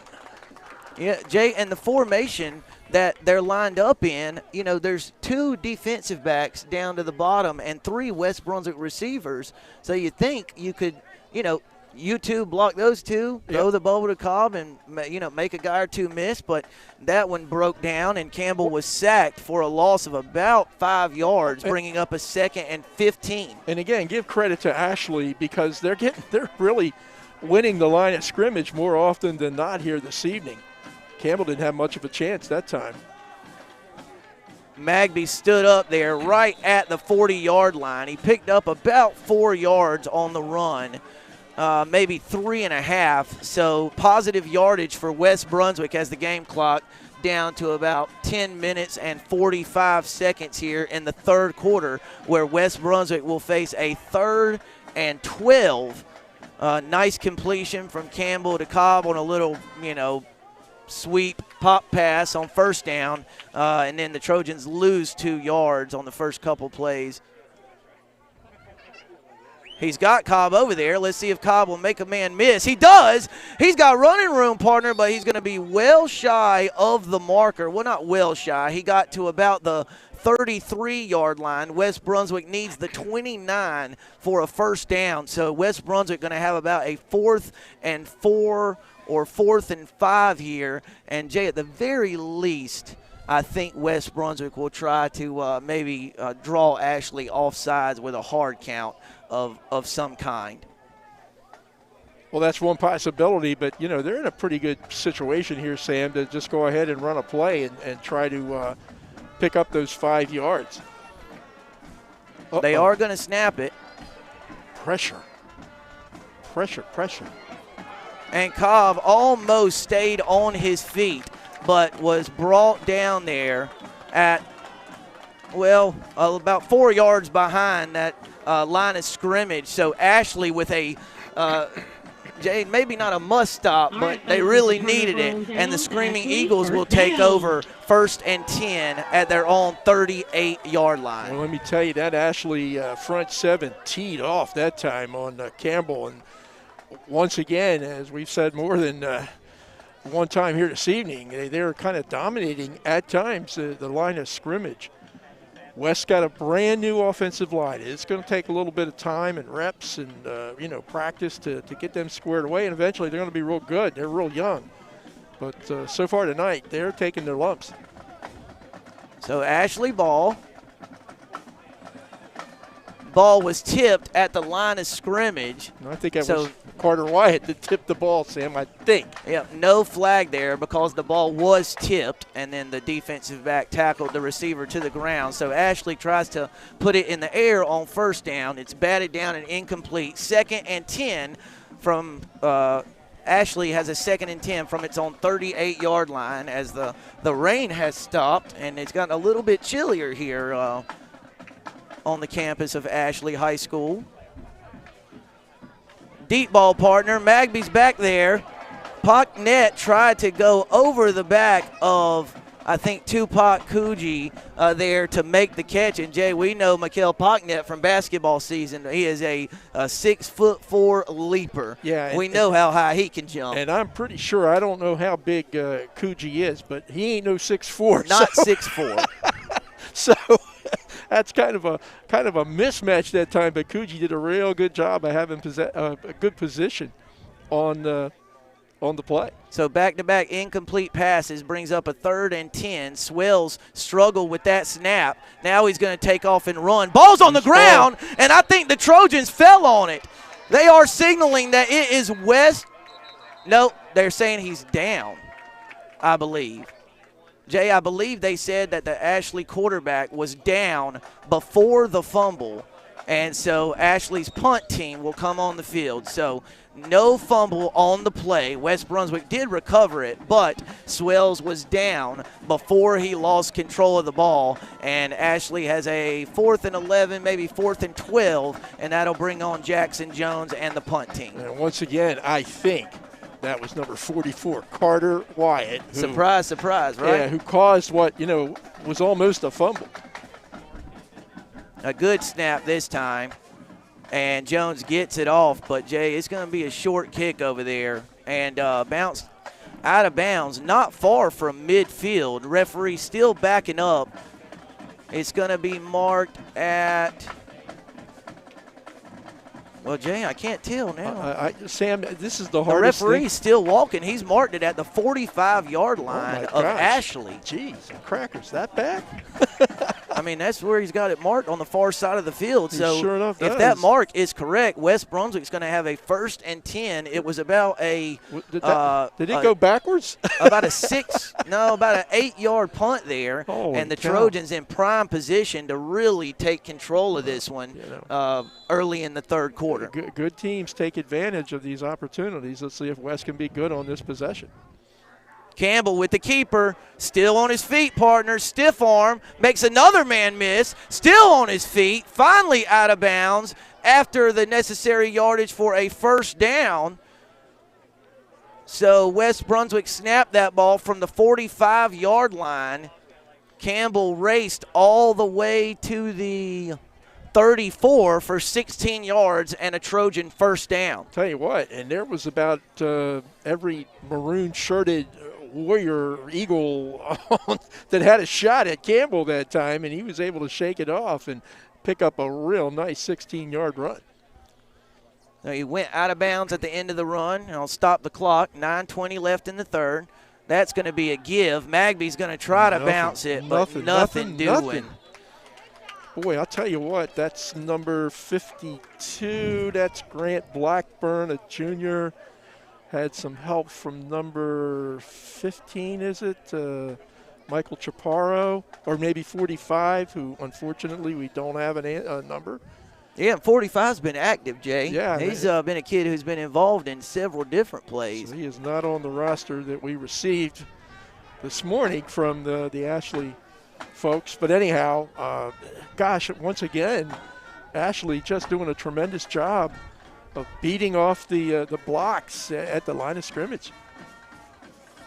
Swing pass to Magby. Makes one man miss, but nothing doing. Another good defensive play. And, Jay, just like the previous drive, West Brunswick gained about 16 to 18 yards on first down and then went backwards. So now the Trojans face with a 3rd and 15 from the 39-yard line of the Screaming Eagles. Well, Sam, this is a little bit like we were talking earlier. The game between these two teams last year was a 20-2 win for West, and West had to really just grind out all 20 of those points. Didn't give up many, only gave up a safety, and right now they're pitching a shutout. But Ashley defensively is giving West all they want. Campbell fakes. Oh, he had a man wide open. J.J. Cobb was wide open inside the 30-yard line, but Campbell's throw off the mark. And, Jay, that's going to be one if West Brunswick gets to where Coach Hickman and his staff think they can get, that's going to be one they have to complete. Yeah. You know, I mean, Cobb, he could have caught it and run for, 5-10 more yards, and the throw's just, well off the mark, and here comes the punt team. And one of the few times this evening that, in this case, it was Campbell at quarterback. You say the same thing about Pat Vereen, but had time to throw, and it was a well-designed play, just, didn't make the throw. So, punt situation for West. A good snap by Sharp, good catch by Murphy, and a ground ball, kind of a hard bouncing ground ball, stays in bounds and rolls dead, I think, inside the 10-yard line, partner. So down at about the 8. I think I think Murphy used his wedge that time and just kind of, brought that thing down. Yep, so not great starting field position here on this drive for the Screaming Eagles. They'll have to go about 98 to 99 yards to put some points on the board. 7:34 left in the third quarter. Not much offense to speak of here early in the third frame as the Ashley defensive front really making life difficult on West Brunswick offensively here in the second half. And West just continues to have to concentrate on Jackson Jones, the junior running back for Ashley. Other than that, there hasn't been much of an offense for the Screaming Eagles here tonight, and not True much Robinson on that. Met the running back as he received the handoff and tackled Jones well in the backfield. Jay tackled him inside the 5-yard line, so a loss of about 4 yards, maybe 3 or 4 yards on first down, and that'll set up a 2nd and 14 from the 4-yard line. And West Brunswick trying to really apply some serious pressure here on Swells and company. Yeah, True Robinson serving up the truth, and there's another big play in the backfield. Who's that, Sam? Could you see? Robinson again, partner, 22. Well, he's a man. And there was another defensive, Tristan Daniel, number 71, was back there as well. I don't know. I looked at my notes, and this is what I wrote down for True Robinson. Could be a bust-out star potential. Well, what you wrote has come to fruition here in the first 2.5 quarters tonight. He's had multiple tackles for loss, some quarterback pressures, a forced fumble, I believe, Jay. He forced a fumble on the handoff to Jackson Jones that set up Patrick Vereen's touchdown pass earlier. And we're going to have an Ashley timeout on the field. They're going to have a 3rd and 15 from their own 3-yard line with 6:28 left in the third quarter. Jay, what including True Robinson's ability to get in the defensive backfield and Carter Wyatt being disruptive, what has worked so well for West Brunswick defensively? Well, I think it's been precisely that. I mean, obviously, you want to say Ashley's kind of one-dimensional offensively here, at least this evening, Sam, and that's been Jackson Jones. He's had a couple of runs where he's been able to get past that first wave, and when he does, he can cause some trouble. But I think West has done a real good job of containing him. And when you've got players who can make plays, and you mentioned 2 of them, Carter White and True Robinson from that linebacker position, this is a tough team for any offense to go up against because they're so quick, laterally. And, of course, the thing that Wyatt is bringing to you this year is being able to put pressure on the on the passer. Listen, they're playing tonight without one of their kids that I thought was going to be a big star for them this year. Hyson Hussein. Yeah, and he's been a little under the weather, and hopefully he's going to get back soon. But Hussein, kind of under the radar last year. He got kind of covered up in the shadows of the McRae guys. But Hassan Hussein is a player, not playing tonight. That's True Robinson again, Jay. Right on cue, True Robinson brings down Swells right at the line of scrimmage. And, Jay, remember Jackson Jones had about a 54-yard kick earlier? Ashley could use another one right here on a 4th and 14. He might have to kick this one from his own end zone. And, this is a situation now where Johnny Magby, who's back to return this kick, it's not raining. It's clear. You've settled into the new game, right? I mean, he's got a shot here, I think, to do some damage on a return. Let's see if he can catch it. Well, a low kick. Line drive. And it took a Sunday hop right to Magby. And Jay does a good job coming up and catching that on the big hop, or that ball could roll all the way past midfield. Instead, Magby catches it on the big Sunday hop, and West will take over at the 27-yard line of the Screaming Eagles. Johnny did a real good job that time. He didn't run it back like we were hoping, but he did a great job of fielding it. And you're right, Sam, had that ball bounced past him, gosh, it may still be rolling. Yep. And, Jay, that was a runner on first there with one out, and there was a grounder to the shortstop that hopped up right in his lap. That's what my dad used to call a Sunday hop. Sunday hop. Thank you, Yogi Hickman. Right into the middle infielder's breadbasket. And, Jay, it's Campbell again at the quarterback position for the Trojans. Magby on the run. West with a crease that time. A good job of blocking by the left side of that offensive line. Magby knocked down at about the 23-yard line for about 4.5 yards on first down. That'll set up a second and long 5, maybe short 6 here on second down. Yeah, that was one of the few times here offensively that West did get a good advance off the ball on that line of scrimmage. Good job by the offensive line. And, Jay, here's an interesting little tweak as Magby with another solid gain on second down.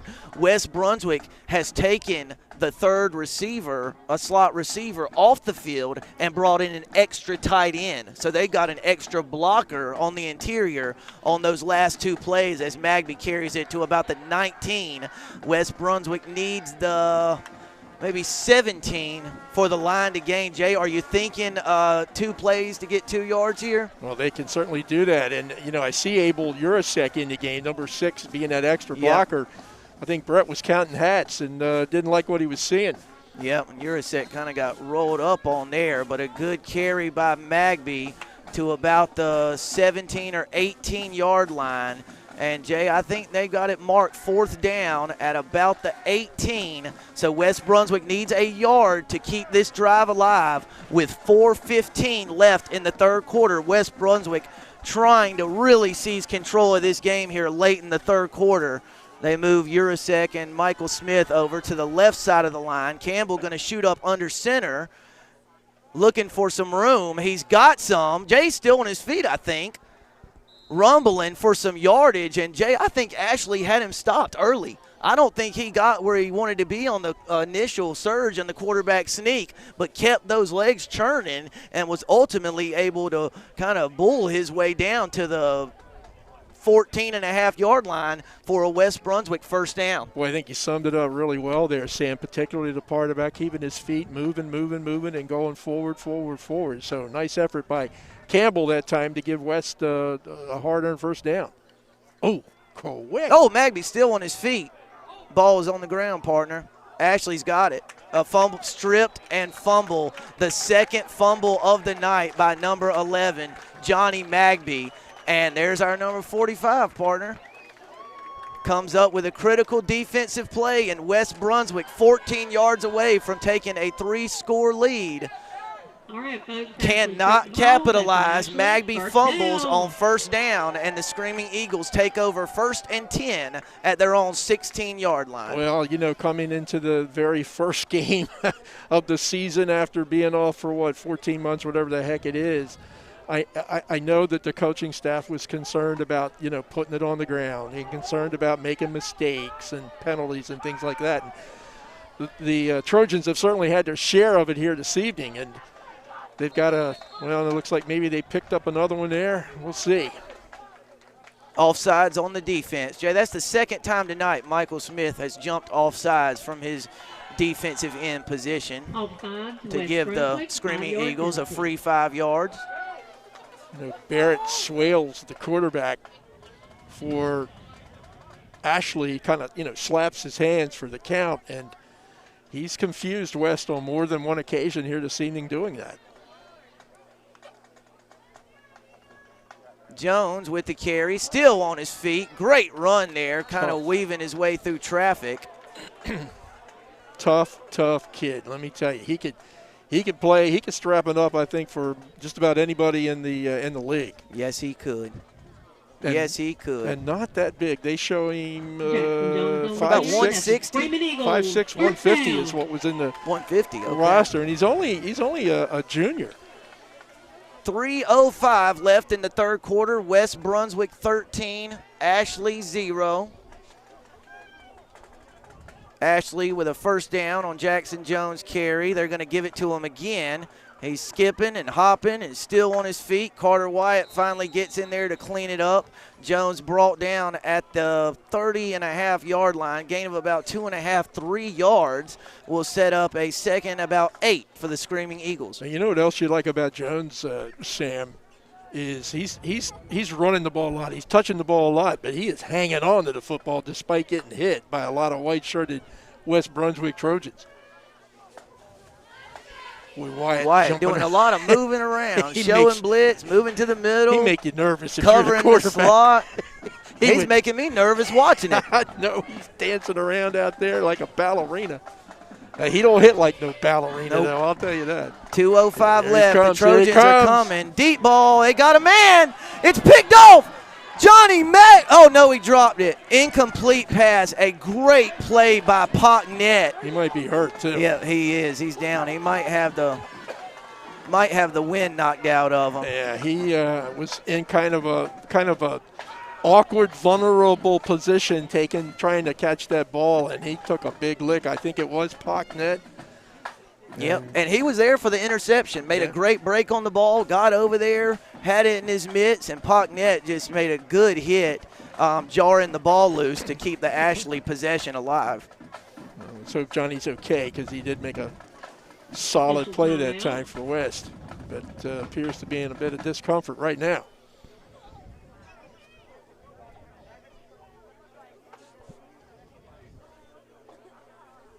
Johnny Magby, the man down on the field for the Trojans. Good sign, Sam. Coach Hickman helping him up there, being tended to by the athletic trainer. Good sign.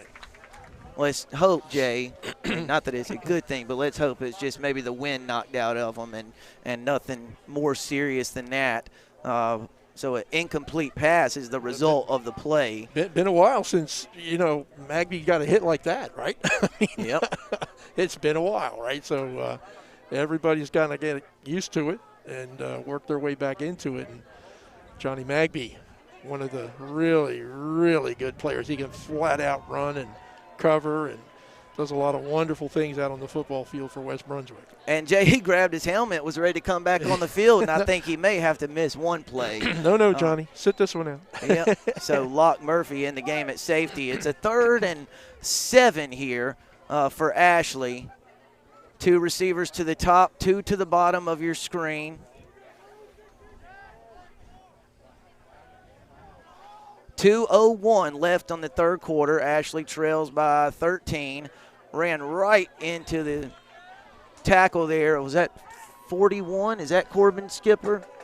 That would be Mr. Skipper. Did a good job there. Was there for the tackle. Stops the Screaming Eagles short of the first down marker. And, Jay, the ball is marked at about the 33-yard line of Ashley, and they needed about the 37.5 for a first down. Who's returning, Sam? Can you see? That's Malachi Hewitt. Okay, another speedster. Malachi Hewitt, the deep man for West Brunswick. Lockdown cover corner. Jay, I'd be alert for a fake here. Nope. Hewitt's got a chance. Oh, Hewitt called it. Signaled for a fair catch. He didn't think it was called, so he went ahead and went to a knee. And, Jay, again, I know West Brunswick muffed one earlier in the night, but if you can routinely catch these punts in high school football over the course of a season, you'll save your team hundreds of yards in field position. How many times have we seen what looks like a less than stellar punt? You know, they just let it fall to the ground and it rolls for 25 yards. Yeah, I mean, it's the difference in getting the ball at your own 41 and maybe your own 25. Well, Sam, it's all part of that, that important third component of football, which is special teams, right? That's right, partner. Oh, no. Oh, bounce. He's gone. Nice recovery. Number 4, Ethan Hutton for Ashley. Jay, I feel like by the book that would be an incomplete pass. It was. So kind of a break for West in that it wasn't a fumble, but then a break for Ashley that the referees made the correct call because Jordan McCall ended up picking up about 5 or 6 yards on that play. Yeah, Sam. Instead, ball moved back to the 41, 2nd and 10. Credit to you on that one because, man, that one just totally missed me on that it was an incomplete pass.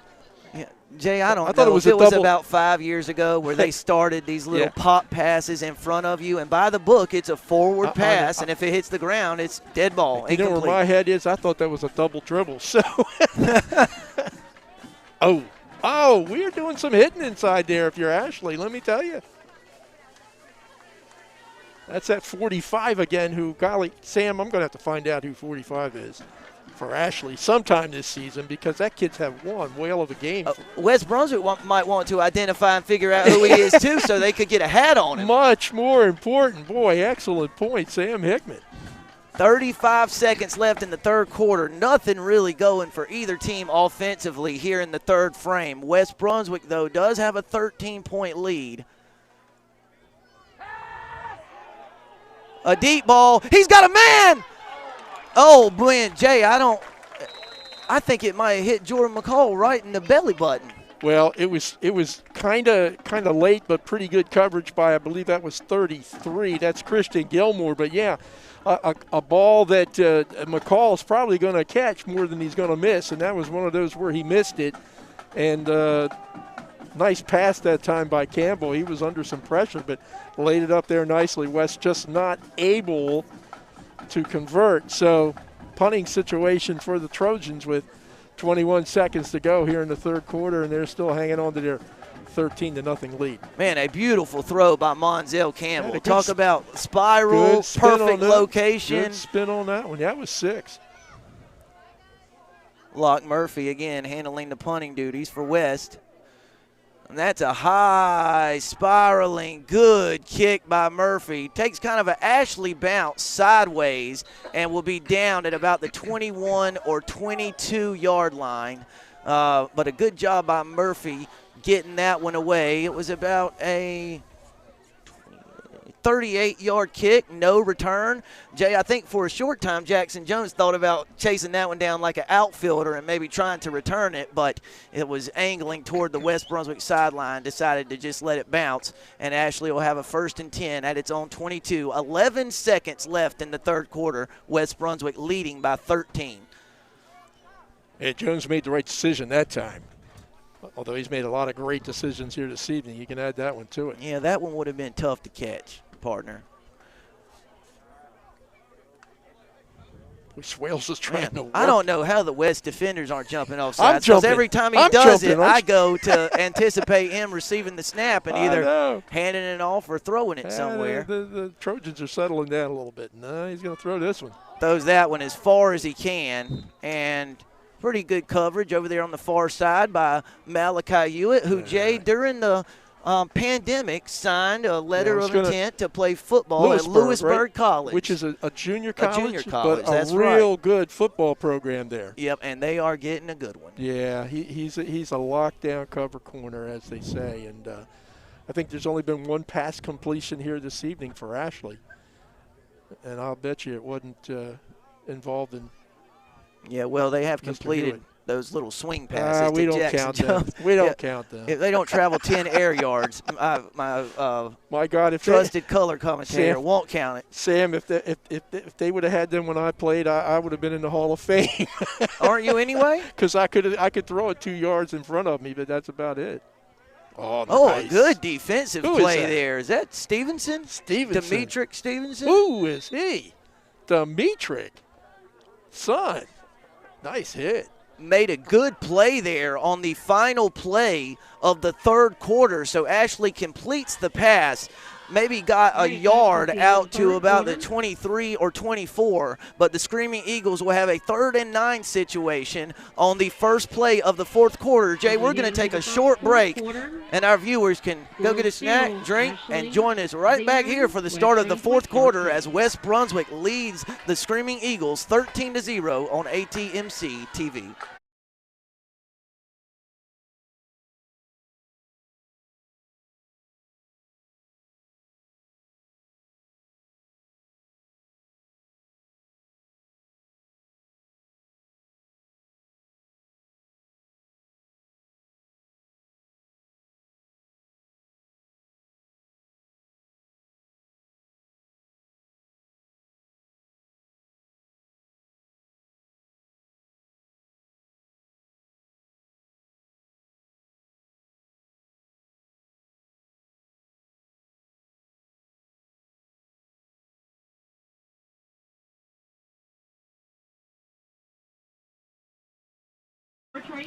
We're back for the start of the fourth quarter, Jay. Critical 3rd and 9 for the Ashley Screaming Eagles from inside their own 25-yard line. West Brunswick 13, Ashley 0. Barrett Sells and Swells in the shotgun formation. Jones the lone back. They're going to throw the bubble route. Oh, and a big tackle there. There, Jay, there's your guy, number 21, Darian Bimbo. He read it from the snap and made a big hit on the Ashley receiver behind the line of scrimmage, forcing Ashley into a punting situation. It's 4th and 11 with 11:35 to go in the game. And, Jay, we got Magby back deep again. Okay, Johnny. He was back in at safety, and West Brunswick's punt returner here on this 4th and 11 play. I tell you, I like this kid Benbow. I liked him playing basketball, and I like him out here on the football field. Got a chance. Oh, he touched it, partner. No, that's a Ashley. Oh, good. Maybe not. Ashley and ball. They got it again. Another muff punt by West Brunswick, and Ashley will take over 1st and 10 inside West Brunswick's 40-yard line. Wow. You just can't do that. And Ashley recovers. Jay, at some point, and I know you try to save some field position, but just don't put anybody back there.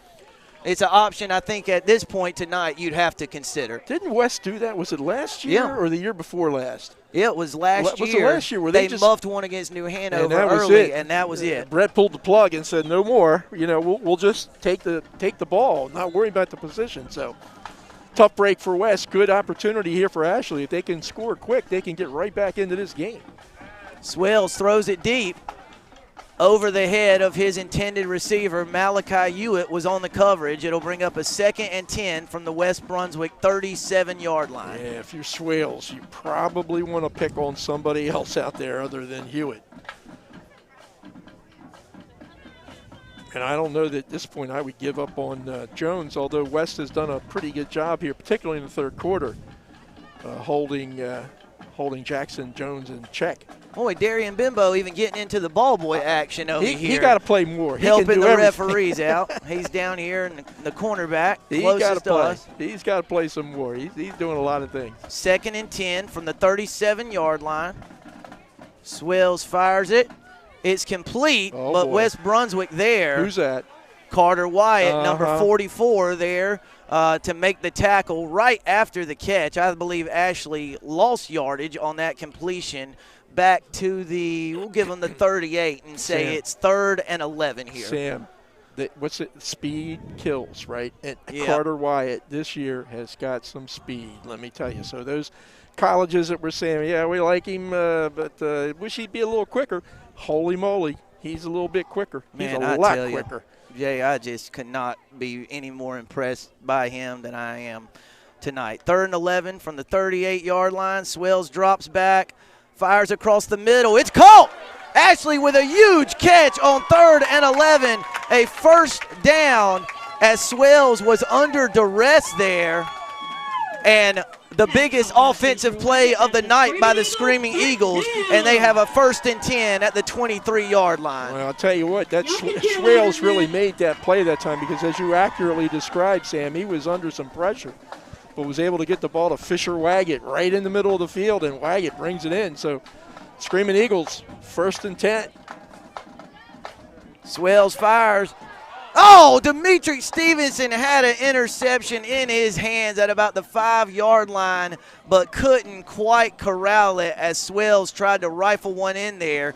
And, Jay, I think if Stevenson didn't get his hands on it, Magby was right there kind of waiting for the pick himself. So Ashley really airing it out here, trying to crawl back into this game. Johnny was right around there, but you're right. Stevenson had his hands on it. He'll catch that more often than not.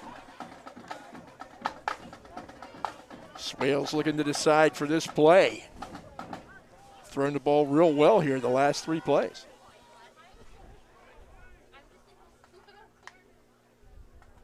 Second and 10 from the 22-yard line of West Brunswick. Swales drops back. Tried to hit a man on a crossing route. Carter Wyatt was in the defensive backfield there, engaged with an Ashley offensive lineman. Jay, that's number 50, who we were having a conversation about pregame. I believe he hurt his ankle on that. So let me tell you, now, that's Josiah Barrett, who is a big kid at 6'3", 285 pounds. And he had the misfortune of running into, you know who, Carter Wyatt. Wyatt jumped right up, and hopefully Josiah will be back with us shortly. 3rd and 10 from the West Brunswick 22 and a half. 9:53 left in the game. Trojans leading the Screaming Eagles by 13.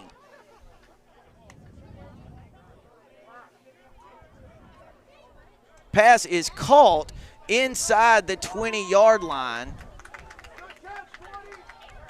Jay, what is that pass down to about the 17-yard line? Yep, down to the 17. So Ashley needs about the 12 for a 1st down, maybe a little closer to the 11. So it's going to be about a 4th and 6, and West Brunswick head coach Brett Hickman is going to want to talk this one over. Undoubtedly the biggest play of the game here, a 4th down and about 6 yards to go. West Brunswick trying to force a turnover on downs.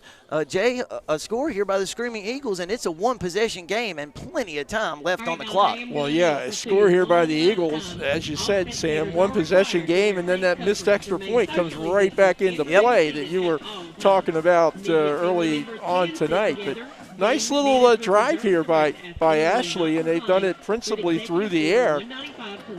Swales has kind of made some lemonade out of lemons, hanging in there and trying to find receivers, and he's finally connected on a couple 3 passes and has his Screaming Eagles in a 4th and 10? Is that what you said? No, they haven't got changed it wrong it. It's about 6. 4th and 6, okay. From They need about the 12, and it's actually 4th and 5. That's a nice odd number there. 4th and 5 from about the 20. Maybe snap from the 17. Ashley needs about the 12, 11 and a half for a 1st down. I'd try to get the ball in Jones' hands if I were Ashley. Yeah, somehow. And if I'm West Brunswick, I'm just hoping 44 Wyatt, 22 True Robinson can make a play and get my defense off the field here. And don't jump off sides if you're West either. A lot of that slapping going on out there by quarterback Barrett Swales tonight has confused West, although they've improved significantly here in the second half. 9 minutes, 33 seconds left in the game. 4th and 5 or 6. It's a deep ball. Malachi Hewitt's there. There's the flag. Flag on the play. And there's the flag.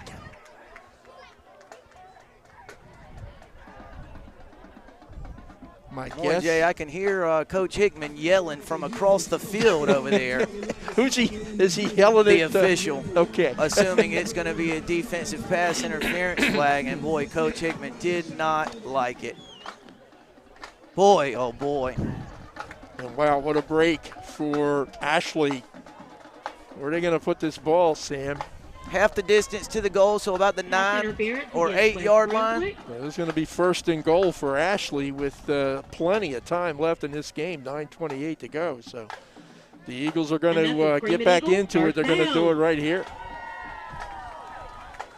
Again, y'all can do 9:28 left. West Brunswick 13, Ashley 0.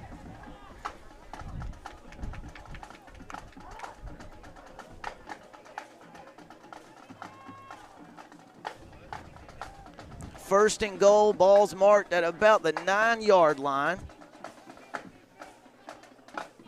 And True Robinson right there along with another West Brunswick defender. I think that's Michael Smith in there on the tackle. They bring Jones down at about the 9, and that'll be a second and goal from the 9-yard line. 9:15 left in this one. Great call, Sam. 35, Mike Smith. And, of course, the Truth were in on that stop.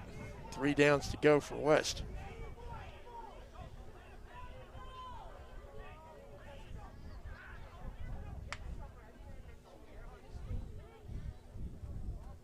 Swells looks to the sideline, and Wilson Helms to get the play in. Kind of deliberate, wouldn't you say? Yep, deliberate indeed. I wouldn't say time is of the essence quite yet, but Jones kind of laterals it to Jackson Jones, who is ridden down by True Robinson. A great play in the open field by number 22, True Robinson. Jay, anybody in this league, if you're in the open field with Jackson Jones and you bring him down, that's an accomplishment. He is a tough cat to tackle. Yeah, he is, and True Robinson made an outstanding play that time. You put a little star beside that one because you're right, Sam. He had plenty of green to negotiate there had he been able to get past Robinson. Boy, I thought Ashley had a chance there to snap it and catch West Brunswick a little disorganized as cornerbacks were kind of switching places on the field, but Swells looked over to get the play. 3rd and goal from the 10-yard line. There's the snap. West Brunswick's there. Swells still on his feet. Mike Smith with a play in the backfield, and that's going to set up a 4th and goal. So, Jay, for the second time in about 2 minutes, West Brunswick has a chance to come up with a critical stop on 4th down and get the offense back on the field and preserve the 13-point lead. Ashley, Jay, cannot get a first down without scoring, so they have to get a touchdown here to convert this 4th down opportunity. That's a big-time play by Michael Smith that time because he not only made the tackle, but he had fought off a block in order to do it. So great play by Smith, set up a 4th down situation. Fade route. Oh, a great play over there. Who was that in coverage? Guess who? Monzel Campbell, who's played quarterback the entirety of the second half. As Jay, I just caught wind, West Brunswick starting quarterback Patrick Vereen battling some pretty nasty leg cramps over on the sideline. That's why we have not seen him in at quarterback in the second half. But that was Monzel Campbell, the defender, making what is to this point, Jay, the play of the game for West Brunswick as he breaks up a fade route in the corner of the end zone that would have made this a one-possession game. Yeah, an excellent play by Campbell, and boy, Campbell and Vereen, interestingly enough, share the same positions. They share quarterback, they share defensive back, and that time Campbell came up big. There's Bellamy kind of juking and jiving his way through the Ashley defensive front. So West Brunswick, Jay, about as I expected, keeps it on the ground there. So, Jay, let me ask you this. Even, you're West, you come into the year with the idea of wanting to be a little more aggressive, but with a 13-point lead and the clock getting down towards 6.5 minutes, you don't want to get in too big a hurry here, do you? Well, you don't want to get in too big a hurry, and you certainly don't want to, take too many chances here, Sam. I think this is a time where, West maybe relies on, West football, which is run the ball, but Campbell's going to throw this one. Got it. He caught it. A nice pitch and catch from Monzel Campbell to, help me out here. Cannot tell. I think it's Cobb. Is it JJ? Number 7, yeah, J.J. Cobb. He's limping off. I hope he's okay. Yeah, but, Jay, that's a huge play there. On 2nd and 8, West Brunswick has had all kinds of trouble moving the ball on the ground. And, Jay, that's a fresh set of downs approaching the 6-minute mark. And time becoming a factor here as the Trojans have a 13-point lead. You know, that looked a little bit reminiscent of Jay Fletcher last year. A little It roll. Bootleg. Bootleg and, you know, nothing fancy. And most importantly, he put it on his chest. Accurate, yeah. You know, it's not rotation, it is location. Campbell fakes it. Jay's got a little room on the sideline here. Cut. Campbell That's a still on nice his feet. He's going back across the field. The He's 50, fast. the He's 40. got one more McCall block. trying One to get more a block. and there it Great is. block, Jordan McCall. And Campbell all the way to the end zone for a West Brunswick touchdown. Jordan McCall, the sophomore receiver, sprung him at about the 30-yard line of Ashley. And West Brunswick has taken a 19-0 lead with 5:43 left in the game. Does Brett have a gray sweatshirt on? He does. He was right over there telling number 9 McCall, son, that's how we play West Brunswick football. He was out Jay, on the field. It was either that or never block behind the football. No, I'm just messing I think around. it was close. That was very – I mean, I thought they never got it down. Sam. Yeah, West Brunswick. Boy, Jay, if you start counting the special teams blunders West Brunswick has made tonight, 2 muffed punts. Gosh. 3 not well-executed extra points. That's 5.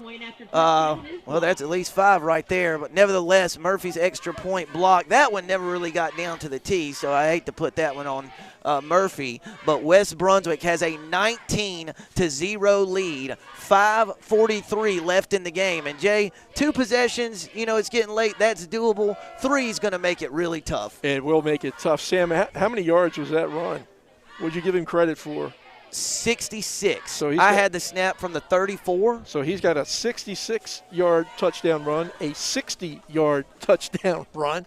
Holy moly, quite an auspicious start for Monzel Campbell, the senior transfer from East Columbus, who has played pretty well here tonight. Jay, here's a funny Monzel Campbell story. And they were at practice. This is either an off-season workout or really early in the season, and Coach Hickman sends a play in, and Campbell, whatever he called and the defense showed, he didn't like the looks of it, so he just took off and ran for about 50 yards. And Brett calls him over there. He says, nice run. Now run the play I sent in. And Campbell says, well, Coach, my whole life they said basically if it's not there, just make something happen. And Brett said, well, if you get a 60-yard touchdown, I'm not going to yell at you, I promise. Okay. And so I expect he didn't yell but tonight that was either. a design play. I mean, that was a zone read to keep. and Jay, it looked like Ashley had it snuffed out. And before I knew it, Campbell was in the open field running for a 66-yard score. He's pretty sneaky fast, right? So he's got some speed, but he also has some running ability because you saw him that time make some good nifty cuts. kick there by Locke Murphy. And West Brunswick does a fairly decent job covering it and brings down the kick returner right near the 30-yard line. And, Jay, 19-0. The Monzel Campbell show in a lot of respects tonight. Jay, he made the biggest defensive play of the game. He's got 2 touchdown runs of 60-plus yards. Welcome to Charlotte, right? Yeah, welcome to Charlotte. You know, in hockey games they give out like the 3 stars of the game, you know, or something. And if you were going to do that tonight, you'd certainly have Campbell right up at the top for his performance here for West Brunswick. So Ashley football at its own 29-yard line. Swells and Jones in the backfield, trips receivers to the bottom of your screen. Single receiver looks like Pocknet to the top. 5:37 left to go in the game. Deliberate, you say? Oh, boy.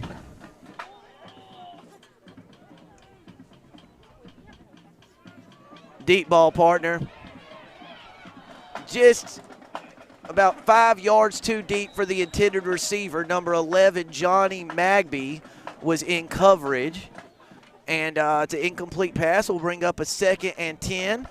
And, Jay, I got to tell you, Coach Hickman and I obviously have regular conversations. Same with defensive coordinator Caleb Pardue, and they both told me we lost a lot of guys, but we're still going to be pretty good on defense. And I had my doubts all offseason. I said, you just can't lose McRaney, Javion McCray, Savion McCray, Bryson McCall, and some of those other kids and not lose anything. And they said, well, we're not sure we'll be quite as dominant, but I've been impressed by the Trojans on this side of the ball tonight. They've been their usual dominant self. Too deep. And Johnny Magby hangs on to it. Oh, wow. Jay, that is incredibly late. And Johnny Magby didn't love it. And somebody else, True Robinson, has something to say to Pocknet, and that's going to tack on 15 yards to the end of that, and some frustration setting in for the junior wide receiver from Ashley. Well, I'll tell you what, too, Sam, that's some really, really excellent coaching by West Brunswick that time, because that could have got ugly real quick. Jay, I don't know who it was, but there was a coach in between them faster than I could even get the words out of my mouth what was happening. I think it was Alan Bryant. Yeah, as fast as some of these West kids are, as Campbell is, that coach was faster, and that's a good thing he was. Jay, let me ask you this. You played a lot of football in your day. I'm not sure what the penalty was against West Brunswick. I didn't think it was against West Brunswick. How did West Brunswick get an unsportsmanlike Is that what he call? called? Let me see. No, okay. It was changed. Yeah. It was changed. They're going to mark it off that way toward the Ashley end zone. Jay, it has not been the greatest night for Johnny Magby. No, it has not. He has made some good plays offensively, but muffed 2 punts, suffered an injury on a ball that he probably would tell you he should have picked off. And then to stay in there, hang around, and halfway through the fourth quarter, you come up with a nice interception. Well, that's got to feel good for at least a little bit of redemption, right? Sure. You know, and listen, Magby's a senior. He's been playing here forever. So you expect him to be mature enough, a veteran enough to kind of, see through those things, play through those the lows, because there's some highs coming. And certainly that interception by Johnny was one of the highs for the game tonight. And, Jay, just a really good call by you. That ordeal over on the sideline could have got out of hand quickly. And just a good job by all parties involved there, the officials, the West Brunswick sideline, even the other West Brunswick players who were right there who could have made that situation a lot worse. Yeah, it's an emotional game, and the emotions were running high on that play. Jay, I'm telling you, this Dylan Bellamy is a runner. I can't see. He's a good runner. I got to get some binoculars or something. But, yeah, he's a tough kid. And you said that he was like the workhorse for the JV last year. He's making a case to be the workhorse for the varsity tonight. I mean, he is. Yeah. Jay, he really is. And you take into consideration how grader. much Magby and Robinson are going to have to give you on defense. Yeah. And you could see Bellamy being the lead back on this team. Absolutely, as a 10th grader. Right? And, Jay, just remember, this kid's going to get a lot of totes before his time at West Brunswick is over. I mean, he's going to be a regular ball carrier this year, and True Robinson and Johnny Magby are gone after this year. That's right. So here's the coaching staff's heads when they leave. Bellamy, you're in. I hope you're ready to carry it 25 times tonight. I'll tell you what, it's been a pretty good 25-carry night for Jackson Jones for Ashley, so I guess it's not out of the realm that Dylan Bellamy can play into that kind of role for West moving forward. I got a Sam nugget for you. Okay, let's hear it. Bellamy might be the second coolest West Brunswick Trojan to ever wear number 15. In 1998 and 1999, please don't tell me, one Will Hickman rocked number 15 for the Kelly Green and White. Will Hickman, the Christian singer? The Christian singer, indeed. That's right. I am all but positive that Will is watching along with us tonight and cheering on his middle brother. So, Will, if you're out there for number 15s everywhere, Dylan Bellamy sends his best, and that carry was for you. This one's for you. You know what? I have heard so much about Will and his music ability. You've heard me sing in the car. It's no better than me. No, he actually is extremely Folks, talented. tonight, if you had seen the Whopper he ate on the way over here, you can't imagine. There goes Campbell again, partner. There he is. Off to the races, just knifing through the Ashley defense inside the 25, down at about the 21 or 22-yard line. Sam. Jay, if you just count Campbell's touchdown runs, he's at about 125 yards rushing. Sam, not to interrupt you, is that the stretcher over there? It is. And it is on the far side of the field there behind the West Brunswick bench. And it's somebody on the bench, True Robinson and Demetric Stevenson. And, Jay, I can't help but wonder if it's Vereen with the cramp situation, dehydration. You were talking his cramp about that situation from earlier. We'll see if we can get an eye on it. Oh, ball's on the ground. Go down. Yeah. Intentional grounding. It was a running play, Jay, so there was not even a receiver in the vicinity. So I'm pretty certain that's going to be an intentional grounding. It is Patrick Vereen, Jay. Oh, man. They helping him up? Boy, you hate to see that. Yeah, he is walking on his own power. But, Jay, can you see how his leg was tight? Stiff. Yeah. Let's hope Patrick's okay. You see the referees marking off that yardage there, Jay. Just for our viewers, intentional grounding is a spot penalty and a loss of down. So it went from 1st and 10 to about 2nd and 3,000. Yeah, Monzel, in case you didn't know, you're going to be in there the rest of the way tonight, offensively and probably a lot defensively, as Patrick Vereen's going to get carted off. Jay, I got word that it's lower abdominal issues in addition to the cramps that Vereen is suffering from. So we'll certainly keep him in our prayers. Johnny Magby, he's got speed, trying to beat him to the corner. And he's wrestled down at about the 6-yard line, a huge run of about 30 yards for number 11, senior tailback Johnny Magby. And he's got a long way to go his senior year, but what a career this kid. You know, Jay, remember when they started as 10th graders and we said they're going to have some growing pains, they're going to take some lumps, but eventually Coach Hickman's going to count on kids like Mal Hewitt and Johnny Magby to be cornerstones of the program, and that's what they are. And that's what they are now. Now they're your seniors, and they got to show the leadership. We were talking about, you make some tough plays, you shake them off because you're a senior, right? You got to demonstrate to the younger kids, say, look, we make a mistake, but we keep on moving. We keep on going forward. Yeah, Jay, and I hope the last thing I would ever want to do is embarrass Johnny, but I'm going to tell a quick Magby story after this snap. That's Magby again. He's fighting toward the goal line, wrestled down at about the 3, maybe 2-yard line. When West Brunswick played New Hanover in the regular season in 2019, both teams were undefeated. It was for the conference championship, and Johnny Magby muffed a punt, and New Hanover recovered at like the 5, and it was still 0-0 at that point. He walks off the field, and Coach Hickman kind of cuts him off, and he's got tears, welling up in his eyes. That's how much it meant to him and how much it hurt him to make a mistake of that magnitude. And Brett said, when they care like that, how are you going to be mad at them or upset with them? Sam, that's a great story. You can't teach caring. You can't. You can't coach caring, right? You either do or you don't, and you try to create an environment where, and bring out that kind of passion in every one of your players. And that's why you invest in kids. That's why you get that kind of reaction, and that's what makes the winning and the celebrating all the more better. That's right, all the more of a reward. Yeah. And listen, it's a tough job coaching at the high school level. 3rd and goal from the 2 for West Brunswick. But you do have a chance to influence and shape and mold young boys into young men.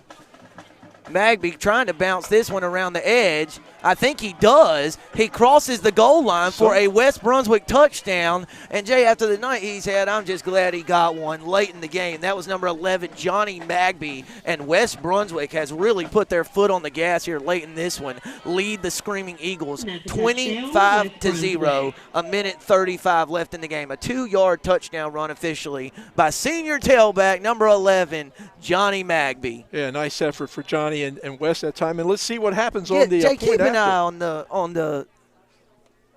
You get the snap, the holder, and the kicker. I'm going to watch the line. Okay. We'll see if we can get a team effort here Let's to see see what where they're coming from. Well, they're missing a guy right now, so that's going to make it tough. That won't help. If you're going to count hats, there you go. That's a little better. Maybe they had 10 out there all night, Jay. Maybe. I don't know. That was Tristan Daniel coming on to the visit delay a game. And, Jay, I know it was a false start, but it was slow. Yeah. If you'll see, I was taught once that snap starts coming back there, it's in the air, the kicker has to start moving. You can't wait for the holder to get it on the tee and spin it around. It's kind of got to be all one fluid motion. There's a lot of timing in it, and who knows how much they've had a chance to work on that, right? Yep, and that's one of the things with this funky offseason, Jay. Areas like that suffer. And that's for everyone. Yeah, and it's suffered here this evening, uncharacteristically so, because, Murphy's a good kicker. Looks like a good snap. And, Jay, that was it. That was what they've been looking for all night. That's what you see. And, Jay, I'm starting to wonder if they should kick all their extra points from 5 yards back, because that one looked way better than the previous 3 tonight. And West Brunswick with a convincing 26-0 lead, a minute and a half left in the game. Jay, when it was 13, don't let the final score fool you, our viewers. With 9 minutes left in this game, Ashley had a 1st and goal from the 8-yard line that would have made it a 13-6 or 13-7 ball game. West eventually stopped them on a 4th and goal from the 13 with a Monzel Campbell pass breakup. 4 plays later, Campbell from 66 yards scores a touchdown run to make it 19-0. And, Jay, essentially that was all she wrote. Yeah, that kind of broke it open then. And, maybe West just kind of wore them down, them being Ashley here this evening. A pretty game effort by an Ashley team who is still trying to find their identity, trying to find that first win, really. They went through an undefeated, they didn't win any games last year, and they got to turn that around culturally here. But they haven't quit. They played hard all night, and they got some talent. Jay, this is a football team that can cause some teams some problems. That's right. I mean, there was everything they gave West Brunswick everything they could handle. They sure tonight. did. They sure did. And you expect both these two teams, and they'll get better as the season goes on. But you're right. Teams that don't suit them up and come ready to play against the Screaming Eagles this year could be in for a long night. Murphy with kind of a short pooch kick through the arms of the return man, and then the Ashley return man kind of slips down at about the 32-yard line. Jay, West Brunswick, listen, do they wish they had 4 months of practice every day to get ready, for week 2? Sure, but Laney's coming to town next week, and new head coach Luke Little and his son, son's the quarterback. Sophomore quarterback Ty Little, and Connor good. Poe and Cavius Berry and Emmanuel Bell. That's going to be a knockdown dragout in Charlotte. What does West Brunswick have to do this week? What do they have to fix from tonight moving forward? Well, clearly they got to shore up the special teams, because they've had a tough night special teams-wise, right? Absolutely. They've got to work. They've got to get under the ball. I tell you, Corbin Skipper has made some plays tonight over on that hit from his defensive end position. He is asking for more playing time. They've had a few too many mistakes for Coach Hickman. We know that. One, maybe a few too many, but certainly they've and I think they played a little cleaner in the second half. So maybe that's just a matter of reps. I think so. And Jay went into the game with the intention of having split time at quarterback with Vereen, and he was unavailable the whole second half. So that may have affected him. The other thing is, I think they got to figure out, because for much of the game, I think Ashley defensive line had the best of the offensive line for. What a grab. Oh, he couldn't quite hold on to it. What a great individual effort there.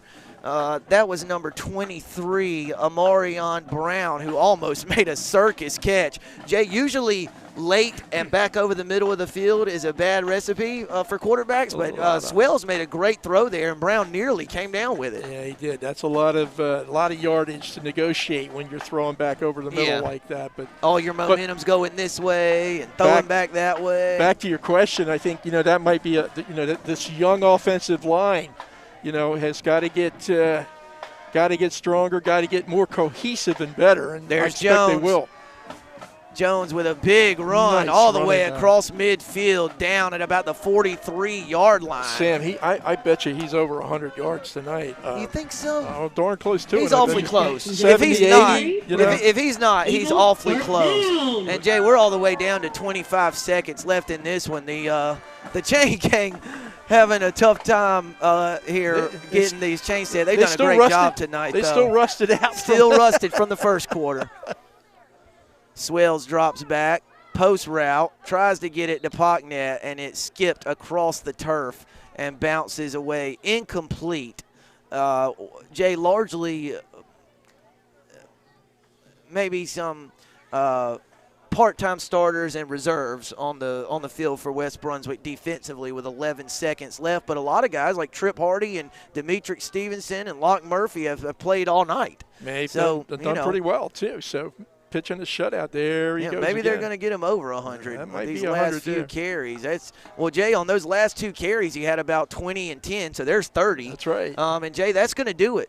That is going to be the final play of the game. So a year after knocking off Ashley 21-2, West Brunswick 26-0 winners over the Ashley Screaming Eagles. And, Jay, another scene we're just going to have to get used to seeing as the teams wave to each other from near the midfield logo, but no shaking hands or exchanging pleasantries because of, obviously, the COVID-19 pandemic. Jay, Monzel Campbell largely the story here tonight. Yeah, I think, again, back to the hockey analogy, if we're given the 3 stars, I think star number 1 is Campbell, and then you can argue, I think, between certainly Drew Robinson had a game, and Wyatt, of course, had a great game too. But just a pretty solid overall effort by West Brunswick here this evening. There's some things that they got to work on, but that's the case after every game. And I know Brett Hickman and staff will be looking at this tape real quick and be getting ready for that game next Friday night against the Buccaneers of Laney High School, which I think we're doing. Jay, we do. I was going to say the most important note of the West Laney game is that we're calling it. Well, some people may differ, but, we're going to be there calling it. And even if you don't like football, listen to us talk. And hopefully it'll be a little warmer. Yep, that's what we're hoping for. For Aaron Varnum, Nathan Evers, he's Jay Combs. I am Sam Hickman from the entire team here at ATMC TV. Boy, we're glad to be back covering high school football, and the folks in Shallotte can celebrate a Week 1 victory, 26-0 winners for West Brunswick over the Ashley Screaming Eagles. We'll be back in Shallotte next week. It's a 6 p.m. Eastern kickoff as the Trojans will host Luke Little's Laney Buccaneers in Week 2. Good night from Wilmington. We'll see you next time on ATMC TV.